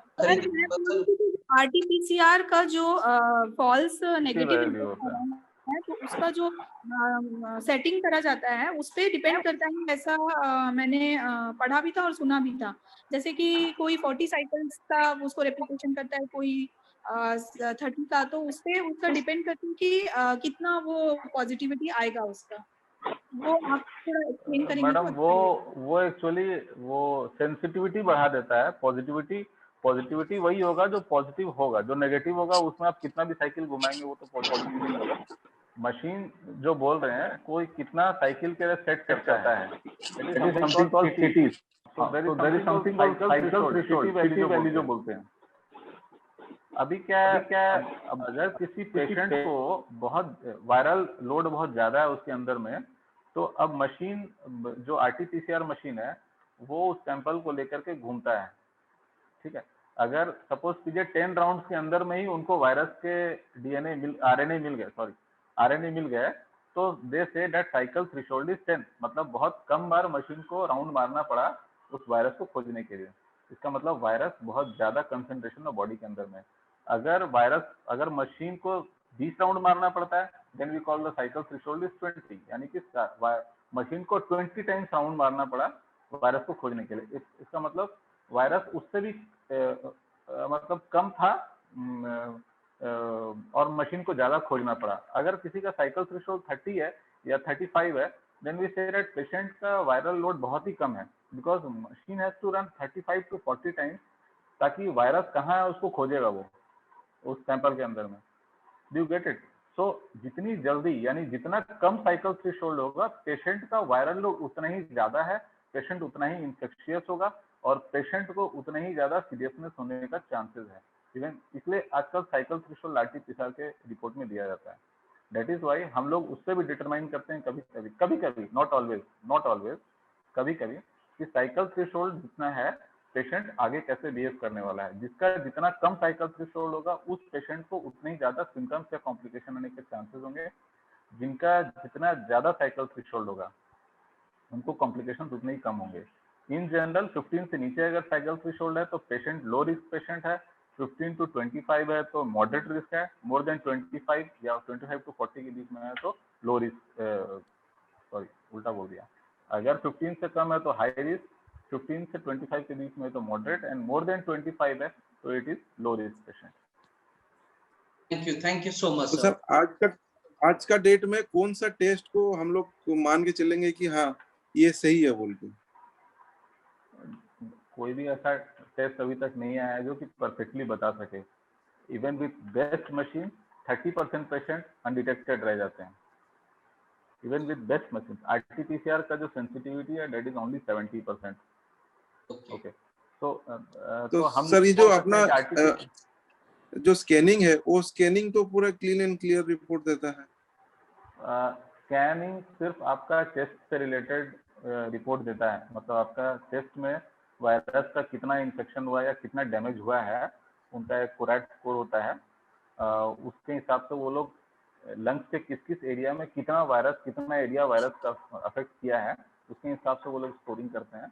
माइल्ड मॉडरेट सीवियर जो बोलते हैं, वो सिर्फ उसको बताता है। And that can happen even in any other pneumonia. Covid के लिए स्पेसिफिकली बनाया गया है, बट सपोज कीजिए कोई एक ऐसा निमोनिया, अटिपिकल निमोनिया, जो कि वायरल निमोनिया होते हैं, आप उसमें देखते होंगे कोरैट स्कोर 1 2 3 4 5 6 होता है। किसी का कोरैट स्कोर 1 या 2 हो सकता है, इसका मतलब है कि उनको उनको कोविड निमोनिया नहीं है, कोई दूसरा वायरल निमोनिया हो सकता है, और उनका जो सिविरिटी स्कोर है दैट में भी 16 और 17। तो 16-17 जब सिविरिटी स्कोर होगा, इसका मतलब है कि पेशेंट को कोविड निमोनिया नहीं है। मतलब अगर कोरैट स्कोर 2 है और सिविरिटी स्कोर 16 है, तो कोविड निमोनिया नहीं है, कोई दूसरा निमोनिया है जो कि पूरे लंग्स को अफेक्ट किया है। किसी किसी का कोरैट स्कोर 5 या 6 होता है, 6 इज पीसीआर पॉजिटिव, 5 इज मतलब high index of Covid pneumonia, तो उनका चांसेस है कि उनको कोविड निमोनिया है, पर उनका सिविरिटी स्कोर 5 6 7 भी हो सकता है। मतलब उनको कोविड का इन्फेक्शन है बट लंग्स का इन्फेक्शन बहुत ज्यादा नहीं है। तो सीटी स्कैन ये बताता है, बट यस इसका सेंसिटिविटी भी काफी अच्छा है, but not everybody can afford CT scan, that is one thing. Sure. Thank you so much. First of all, we are really very thankful to Ms. Babita, Dr. Babita, and Dr. Zial and Dr. Shiv Kumar Lal. And due to your valuable time, the time what you have given to us, बहुत अच्छा discussion रहा ये, and this is a very valuable discussion, and people will be going to know the real cause of this COVID and how to deal with the COVID, what to do, what not to do.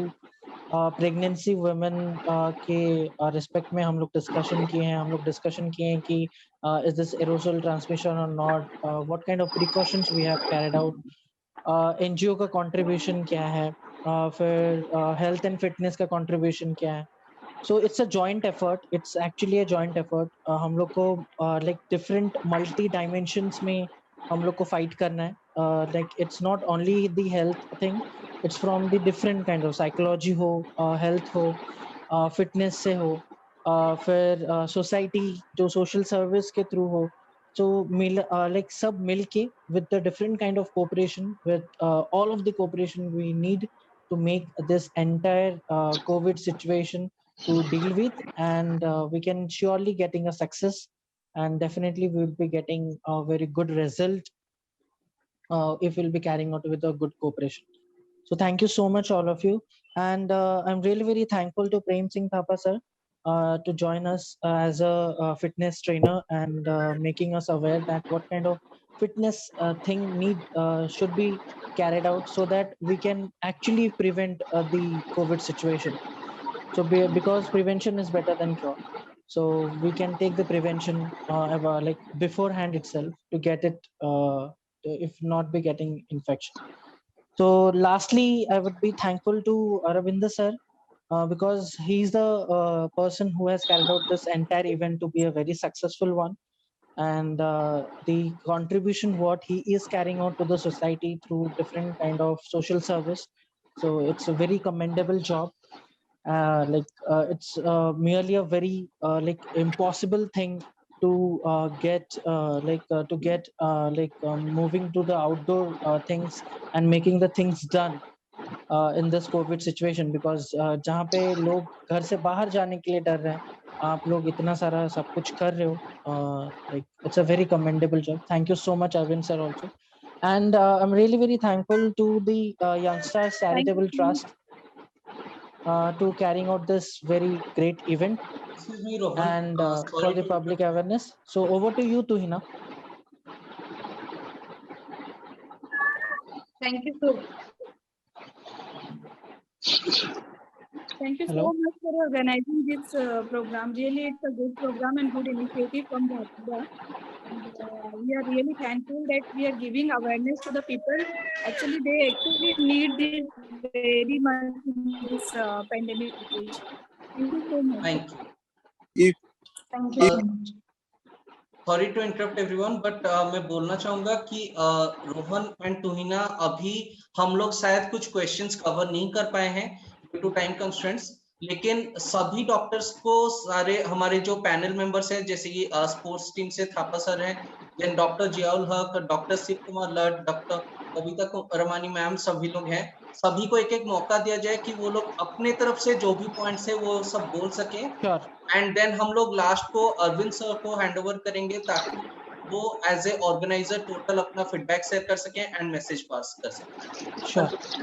So I would request to all of the doctors to share a valuable message as a last to the closing event, that what kind of things as your part, your opinion and your valuable message to be shared in this event. So we'll be starting from Dr. Sif Kumar Lat.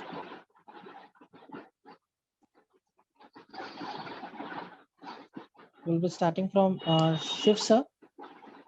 Yes. Shiv Kumar Lat. हाँ, मेरी आवाज आ रही है? जी sir. हाँ, मैं यही बताना चाहूंगा सभी को कि इससे डरे नहीं, लेकिन पूरी तरह प्रोटेक्शन में रहे। अगर आप वैक्सीन नहीं लिए हैं या लिए हैं, आपको प्रोटेक्ट करके चले। दूसरी चीज, प्रोटेक्शन का मतलब कई लोग ये समझते हैं कि वो ऑक्सीजन सिलेंडर डंप कर रहे हैं या स्टॉक कर रहे हैं या रेमडेसिविर का इंजेक्शन स्टॉक कर रहे हैं, तो ये दो चीज ना करें। ये इमरजेंसी सीरियस पेशेंट्स के यूज के लिए है, जो कभी भी जरूरत पड़ सकती है। मेरी जानकारी में कई लोगों को कोई तकलीफ नहीं है, लेकिन कल को तकलीफ होगी बोल के वो कई तरह की संस्थाओं से ऑक्सीजन का सिलेंडर लेके घर में डंप कर रहे हैं, रेमडेसिविर का इंजेक्शन डंप कर रहे हैं, जिसके कारण ये एक आर्टिफिशियल स्कैर्सिटी तैयार हो गई है इंडिया में। तो मेरा सबसे आग्रह ये है कि आप स्टॉक न करें। आप इसे जब जरूरत पड़ेगी तो आपको मिल जाएगा। अगर आप जरूरत में किसी को दिए हैं, आप अगर किसी के लिए छोड़े हैं, तो आपको भी जरूरत में ऑक्सीजन का सिलेंडर मिल जाएगा। लेकिन अगर आप इसे स्टॉक करके रखते हैं, तो आप इनडायरेक्टली किसी की डेथ का कारण बन रहे हैं, जिसे इसको अभी चाहिए, जिनको अभी चाहिए ऑक्सीजन का सिलेंडर, अगर आप स्टॉक कर रहे हैं तो आप डायरेक्टली या इनडायरेक्टली उनकी डेथ का रीजन आप बन रहे हैं। तो इसे स्टॉक मत कीजिए, आप प्रिवेंट कीजिए। आप प्रिवेंट कीजिए कि इन्फेक्शन आपको हो ही ना। भगवान न करे आपको सीरियस इन्फेक्शन हो, क्यों होगा? मेरा यही कहना है सभी को। Sure. Dr. Babita Kumari, ma'am. अब मैं ये कहना चाहूंगी कि जब भी किसी को भी अभी के टाइम में अगर सर्दी है, जुकाम है, खांसी है, सांस लेने में दिक्कत है, बुखार है, या आपको स्मेल नहीं आ रहा है, टेस्ट नहीं आ रहा है, या थ्रोट में पेन हो रहा है, आपके गले में पेन हो रहा है, में खरांश है, ये सारे सिम्टम्स आप याद रखिए। अगर कुछ भी है, शुरुआत हुआ है, तो आप स्टार्टिंग में ही डॉक्टर से कंसल्ट करिए, ताकि आपको ऑक्सीजन सैचुरेशन देखने और जाने तक की जरूरत ना पड़े और आप ठीक हो जाएं और अपने आप को आइसोलेट कर लें, ताकि दूसरों को ना फैले। और आप इसे अपने आप को अगर आप बचा ले रहे हैं, तो आप समझिए कि आप बहुत बड़ा, देश के लिए बहुत बड़ा काम कर रहे हैं, अपने घर के लिए, अपने परिवार के लिए बहुत बड़ा काम कर रहे हैं। आप फिलहाल आप यही करिए कि अगर थोड़ा भी सिम्टम्स दिख रहा है, जो मैंने बोला, तो तुरंत आप डॉक्टर से कंसल्ट करिए, तुरंत कंसल्ट करिए। आप वेट मत करिए कि हाँ ये ऐसे ही होगा, वैसे ही होगा। ये चीज का आप ध्यान रखिए। बस मैं यही अवेयरनेस देना चाह रही हूँ। Thank you. Thank you so much ma'am. Doctor Juyal sir. मेरा भी पार्टिंग मैसेज यही है कि 3-4 चीजों पर ध्यान रखिए। फिजिकल डिस्टेंसिंग एज यूजुअल, जबकि सब कोई जानते भी हैं, फॉलो कीजिए। Nobody is following that unfortunately. आप क्लिनिक्स में जाइए, वहाँ पर मेला की तरह भीड़ लगा हुआ रहता है। तो फिजिकल डिस्टेंसिंग फॉलो कीजिए और मास्क जरूर लगाइए। मास्क लगाने का मकसद सिर्फ ये नहीं होता है कि आप खुद को सेव करें। जैसा कि बबीता मैडम ने कहा कि अगर आपने खुद को सेव किया तो you are saving your country also. That is perfectly right. Mask लगाने से, अगर आप मास्क लगाते हैं तो you are helping in prevention of the disease. मतलब आप दूसरों को डिजीज को स्प्रेड नहीं कर रहे हैं। मास्क लगाने का सबसे बड़ा फायदा ये है। अगर सामने वाले को इन्फेक्शन है और उसने मास्क नहीं लगाया और आपने मास्क लगाया हुआ है, तो आपको इन्फेक्शन हो सकता है, बिकॉज आप तो ऑक्सीजन इनहेल कर रहे हैं आसपास से, तो वो वायरस भी आप इनहेल कर सकते हैं। लेकिन अगर आप मास्क यूज करते हैं तो वायरस आपके ही एरिया में रहेगा, वो स्प्रेड नहीं होगा। तो मास्क लगाने का सबसे बड़ा फायदा ये है कि आपसे दूसरों को इन्फेक्शन नहीं होगा। That's why it is very important to masking everybody. Please spread this message that mask लगाने से आप जरूर देशभक्ति का काम कर रहे हैं। That is a very important message. Another is keep hand hygiene, that is very important. हर आधा घंटा में हाथ को धोइए, 15-20 मिनट में सैनिटाइज करते रहिए। एंड अपने हाथ को नाक, आंख और मुंह में बार बार मत लेके जाइए। एंड फोर्थ चीज इज, जब आपका चांस आएगा, नंबर आएगा वैक्सीनेशन का, जरूर लीजिए। Do not hesitate about vaccination, do not worry. Vaccination से कुछ नहीं होता है। अगर 100 केसेस में डेथ रेट कोरोना की वजह से 2 या 3% है, और वैक्सीन में अगर 1 लाख लोगों में एक को होता है, तो it is very less compare to what is happening with corona, and that rate is मतलब किसी भी वैक्सीन को आप लीजिएगा तो वैसा हो सकता है। तो it is same as any other vaccine, इससे डरने की जरूरत नहीं है। Vaccine is very effective and very good. इससे डिजीज का को प्रिवेंट करने में बहुत हमको मौका मिलेगा। और लास्ट चीज मैं बोलना चाहूंगा, do not panic, do not, आप जितना इन्फॉर्मेशन इसके बारे में, सही information, not from WhatsApp, by reading good book, by reading जो स्टैंडर्ड मैगजीन, स्टैंडर्ड न्यूज़पेपर्स हैं, उनको पढ़ के जो आप सही इन्फॉर्मेशन लेंगे तो आपके अंदर से डर भी जाएगा और आप सही तरीके से बिहेव भी कर पाएंगे। That is something called Covid appropriate behaviour. So all the best to all of you, the NGO, Youngstar Charitable Trust, and Rohan and Tuhina, that you people have been very generous, and I would like to thank you for inviting us, for giving this message. हम सबकी तरफ से बहुत बहुत शुभकामनाएं। आप लोग अच्छे से अच्छा करते रहिए। Thank you so much. Thank you so much, sir. Prem Singh Thapa, sir, kindly share your valuable message. हाँ, मैं यही कहना चाहूँगा, इस सिचुएशन में, जो सिचुएशन अभी चल रही है, आप घर पे ही रहिए और घर पे ज़्यादा से ज़्यादा 24 घंटा से 1-1 घंटा सुबह शाम अपने शरीर को समय दीजिए। आप रोज एक्सरसाइज करिए, सुबह 1 घंटा, शाम को 1 घंटा। आप कोई भी एक्सरसाइज कर सकते हैं, तो योगा हो या जो भी एक्सरसाइज आपको आता है, लेकिन बिल्कुल आप एक्सरसाइज करिए, क्योंकि अभी जिस तरह का सिचुएशन है, हमें शारीरिक तौर पे मजबूत रहना बहुत जरूरी है, जिससे हमारी इम्यूनिटी मजबूत रहेगी। तो उसके लिए हमें एक्सरसाइज करना बहुत जरूरी है और डॉक्टर्स के जो भी गाइडलाइंस है उसको हमेशा फॉलो करिए। गवर्नमेंट के जो गाइडलाइंस है उसको फॉलो करिए। घर से ज्यादा बाहर मत निकलिए। जब बाहर निकल रहे हैं तो मास्क पहना करिए, मास्क पहन के निकलिए। और जब बाहर से कहीं से भी आए तो घर पे पहुंचते ही इमीडिएटली हैंड वॉश करिए, सैनिटाइज करिए, फिर आप घर के अंदर जाइए। लेकिन एक्सरसाइज बहुत इंपॉर्टेंट है। साथ में आपके जो डाइट है, खाना पीना, वो सही समय में खाइए, सही समय में सब चीज मेंटेन करिए, क्योंकि अभी शारीरिक तौर पे आपको मजबूत रहना बहुत जरूरी है। अगर आप शारीरिक तौर पे मजबूत नहीं रहे तो वायरस आपको अपनी चपेट में बहुत जल्द ले लेगा। तो मैं सभी से यही कहना चाहूंगा कि सुबह शाम 1-1 घंटा बिल्कुल एक्सरसाइज करिए। Thank you. Thank you so much, sir. Lastly, Arvind sir, kindly share your valuable message and your very very important message as an organizer for this event. Thank you. Actually मेरा एक last question बच गया फिर भी, तो तीनों doctor से मैं लास्टली पूछूंगा, जो कि काफी इम्पोर्टेंट है, कि हम लोग अभी ये देख रहे हैं कि एक मैसेज चल रहा है सोसाइटी में जो काफी हद तक सही भी है। ये तीनों डॉक्टर से मैं थोड़ा क्लियरेंस चाहता हूँ। Blood donation during vaccination, first and second phase, this is my question. Because due to this COVID, lots of people do not want to move down for this blood donation and all. And बहुत सारे लोग ऐसे हैं कि WhatsApp message भी पढ़ के वो लोग ब्लड डोनेट नहीं कर रहे। बाकी सब डिजीज तो हो रहा है, या तो एक्सीडेंट केसेस भी हो रहे हैं जहाँ पे ब्लड का जरूरत रहता है। And may be the society is facing lots of big problem for this. मेरी राय तो यही रहेगी कि आप अगर वैक्सीन लेने जा रहे हैं और अगर आप ब्लड देने के लिए एलिजिबल हैं तो एक ब्लड दे के जाइए, क्योंकि 2 महीना तक आप ब्लड नहीं दे पाएंगे। एक्चुअली टाइम पीरियड कितना है सर? 1 मंथ और 2 मंथ? आप 2 मंथ्स मान के चलिए। 1 मंथ है, 2 मंथ मान के चलिए, है ना। एग्जैक्ट टाइमिंग मैं नहीं बता पाऊंगा। मैं क्या बोलूँ, ब्लड डोनेशन जो है वो तो ऐसा नहीं है कि जितने भी डोनर है वो एक साथ ही वैक्सीनेशन ले लेंगे। अपना ब्लड वो डोनेट करके दूसरा ब्लड डोनेशन तो वो लोग 3 महीने बाद ही, मिनिमम 3 महीने बाद और मैक्सिमम 6 महीने बाद ही करते हैं।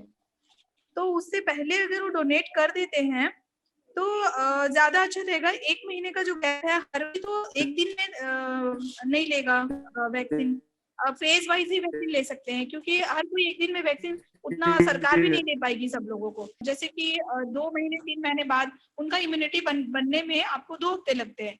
जब आप आज वैक्सीन ले रहे हैं, फिर 4 वीक्स के बाद फिर एक वैक्सीन लेंगे, फिर 2 हफ्ते के बाद आपका इम्यूनिटी डेवलप हो जाएगा। तो लगभग ये 6 वीक्स का टाइम है जब आप फिर से डोनेट कर सकते हैं। मतलब 6 वीक्स के बाद कोई डोनेट कर सकता है, मुझे जहां तक लग रहा है। तो ये मतलब बहुत ज्यादा स्कैर्सिटी मुझे नहीं लग रहा होगा।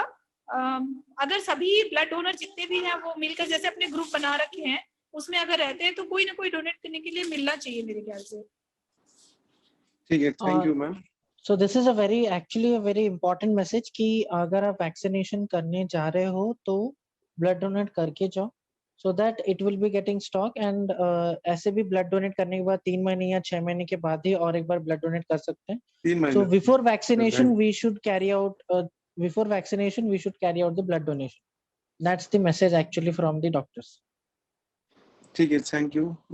और मेरा सोशल मैसेज ये रहेगा कि ये एक पेंडेमिक सिचुएशन आया है कि हम सोसाइटी को क्या दे सकते हैं, ये पेंडेमिक मेरे को सिखा गया है। मतलब एक तो सीख दे के जा रहा है, ऐसा टाइप का मैं बोल सकता हूँ। How much we can be open hearted, क्योंकि मैं सोचता हूँ कि service to mankind it's service to God. तो हमको एक तो मौका मिला है लोगों का सेवा करने के लिए, और सेवा तभी कर पाएंगे हम लोग जब खुद सेहतमंद रहेंगे, जब खुद का हेल्थ ठीक रहेगा। खुद अगर अवेयर रहेंगे, खुद सचेतन रहेंगे तो कोविड से भी बच पाएंगे और बाकी लोगों को भी बचा पाएंगे। तो एक तो let's have a competition that how much we can help other people, कि ये पोस्ट कोविड के बाद बोल सकते हैं मैं इतना जन को हेल्प किया। तो मैं ये अगर हर आदमी सोचेगा कि मैं इतना जन को हेल्प करना चाहता हूँ, इतना जन का हेल्प करूंगा, तो इसको हम लोग इजीली हैंडल कर सकते हैं। और मेरा वही मैसेज रहेगा, service to mankind is service to God. और सभी डॉक्टर और गुरु प्रेम सिंह थापा सभी लोगों को मैं तहे दिल से शुक्रिया करता हूँ। समस्त को मैं बहुत बहुत धन्यवाद करुँची। आपन को आज जो 2 घंटा 1.5 घंटार जो मीट थिला सेटा निश्चित भाव में लोक मान पाखु जाइकरी जो गुड़े क्वेश्चन आंसर जो माने माइंड रे जो ब्लॉकेज थिला, जो क्वेश्चन थिला, जो क्वेरीज थिला, से सब निश्चित भाव में सेटा सॉल्व हबो और से माने ताको डेली लाइफ रे बहुत माने यूजफुल हबो आइका। तो समस्त को मो निश्चित भाव में आउ थरे बहुत बहुत साधुवाद और धन्यवाद दउची। आउ खास करी डॉक्टर मान को तो मु माने I don't have any words to appreciate them. They are like God in this time. So again I thankful to every doctor. Request करी पैनल रे जो हमर टेक्निकल अछंती से माने तांगर हिसाब रे एक wind up. Thank you.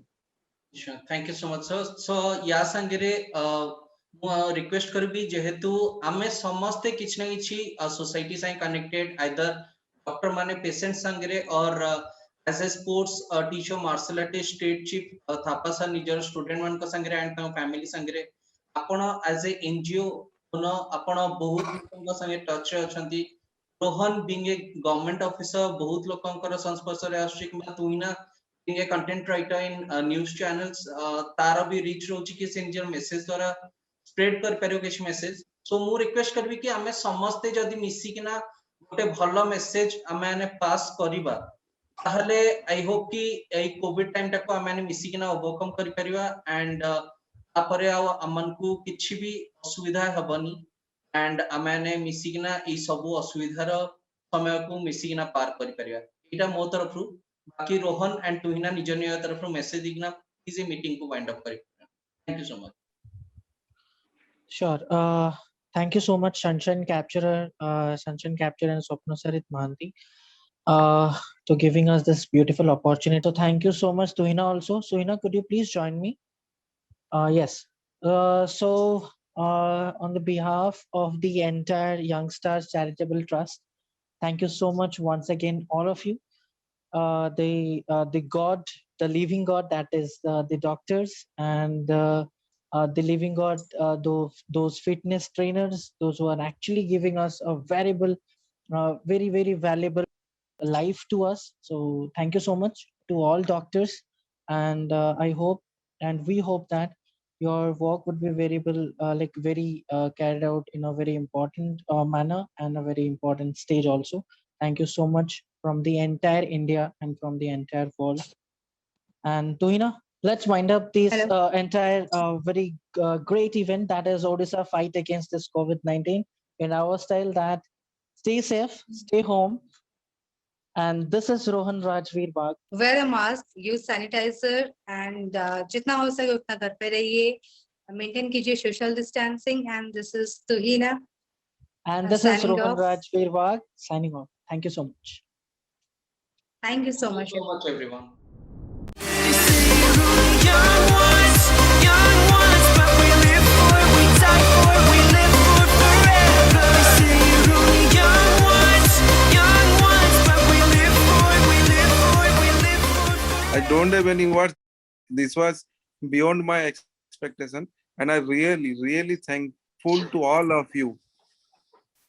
What I was expected, it was more than that. So Thank you so much. really big thank to all of Thank you. you, sir. Thank you so much. Thank you so much. Thank you. मैं यही message दूंगा कि sunshine का work fabulous है, और मैं ये मानता हूँ कि जितना दिन ब दिन आप लोगों को एक्सपीरियंस बढ़ रहा है, आप लोग इतना अच्छा वर्क कर रहे हो कि मैं जितना प्रशंसा करूं वो कम है, क्योंकि मैं अपने स्टूडेंट्स और मेरी टीम पे मैं बहुत होप रखता हूं, क्योंकि तुम लोगों के चलते मेरा भी मान सम्मान बहुत बढ़ रहा है। ओके, मैंने वन टाइम फेडरेशंस में एक बार मैंने जब सपना सरित मोहंती को इंट्रोड्यूस किया था, उसके बाद से हमारे फेडरेशंस में सिर्फ सनशाइन का ही तारीफ चलता है, सपना सरित मोहंती जी का। मेरे लिए ये बहुत खुशी की बात है कि sunshine is very good work. और आज जो मीटिंग डॉक्टर्स के साथ में आप लोगों ने लिया यंगस्टर चैरिटेबल ट्रस्ट के ऑर्गेनाइजिंग में, मैं मानता हूँ इज द फेबुलस जॉब। आपने बहुत जबरदस्त मीटिंग डॉक्टरों को हैंडल किया, और जो हमने आशा और उम्मीद रखा था, मुझे लगता है द बेस्ट।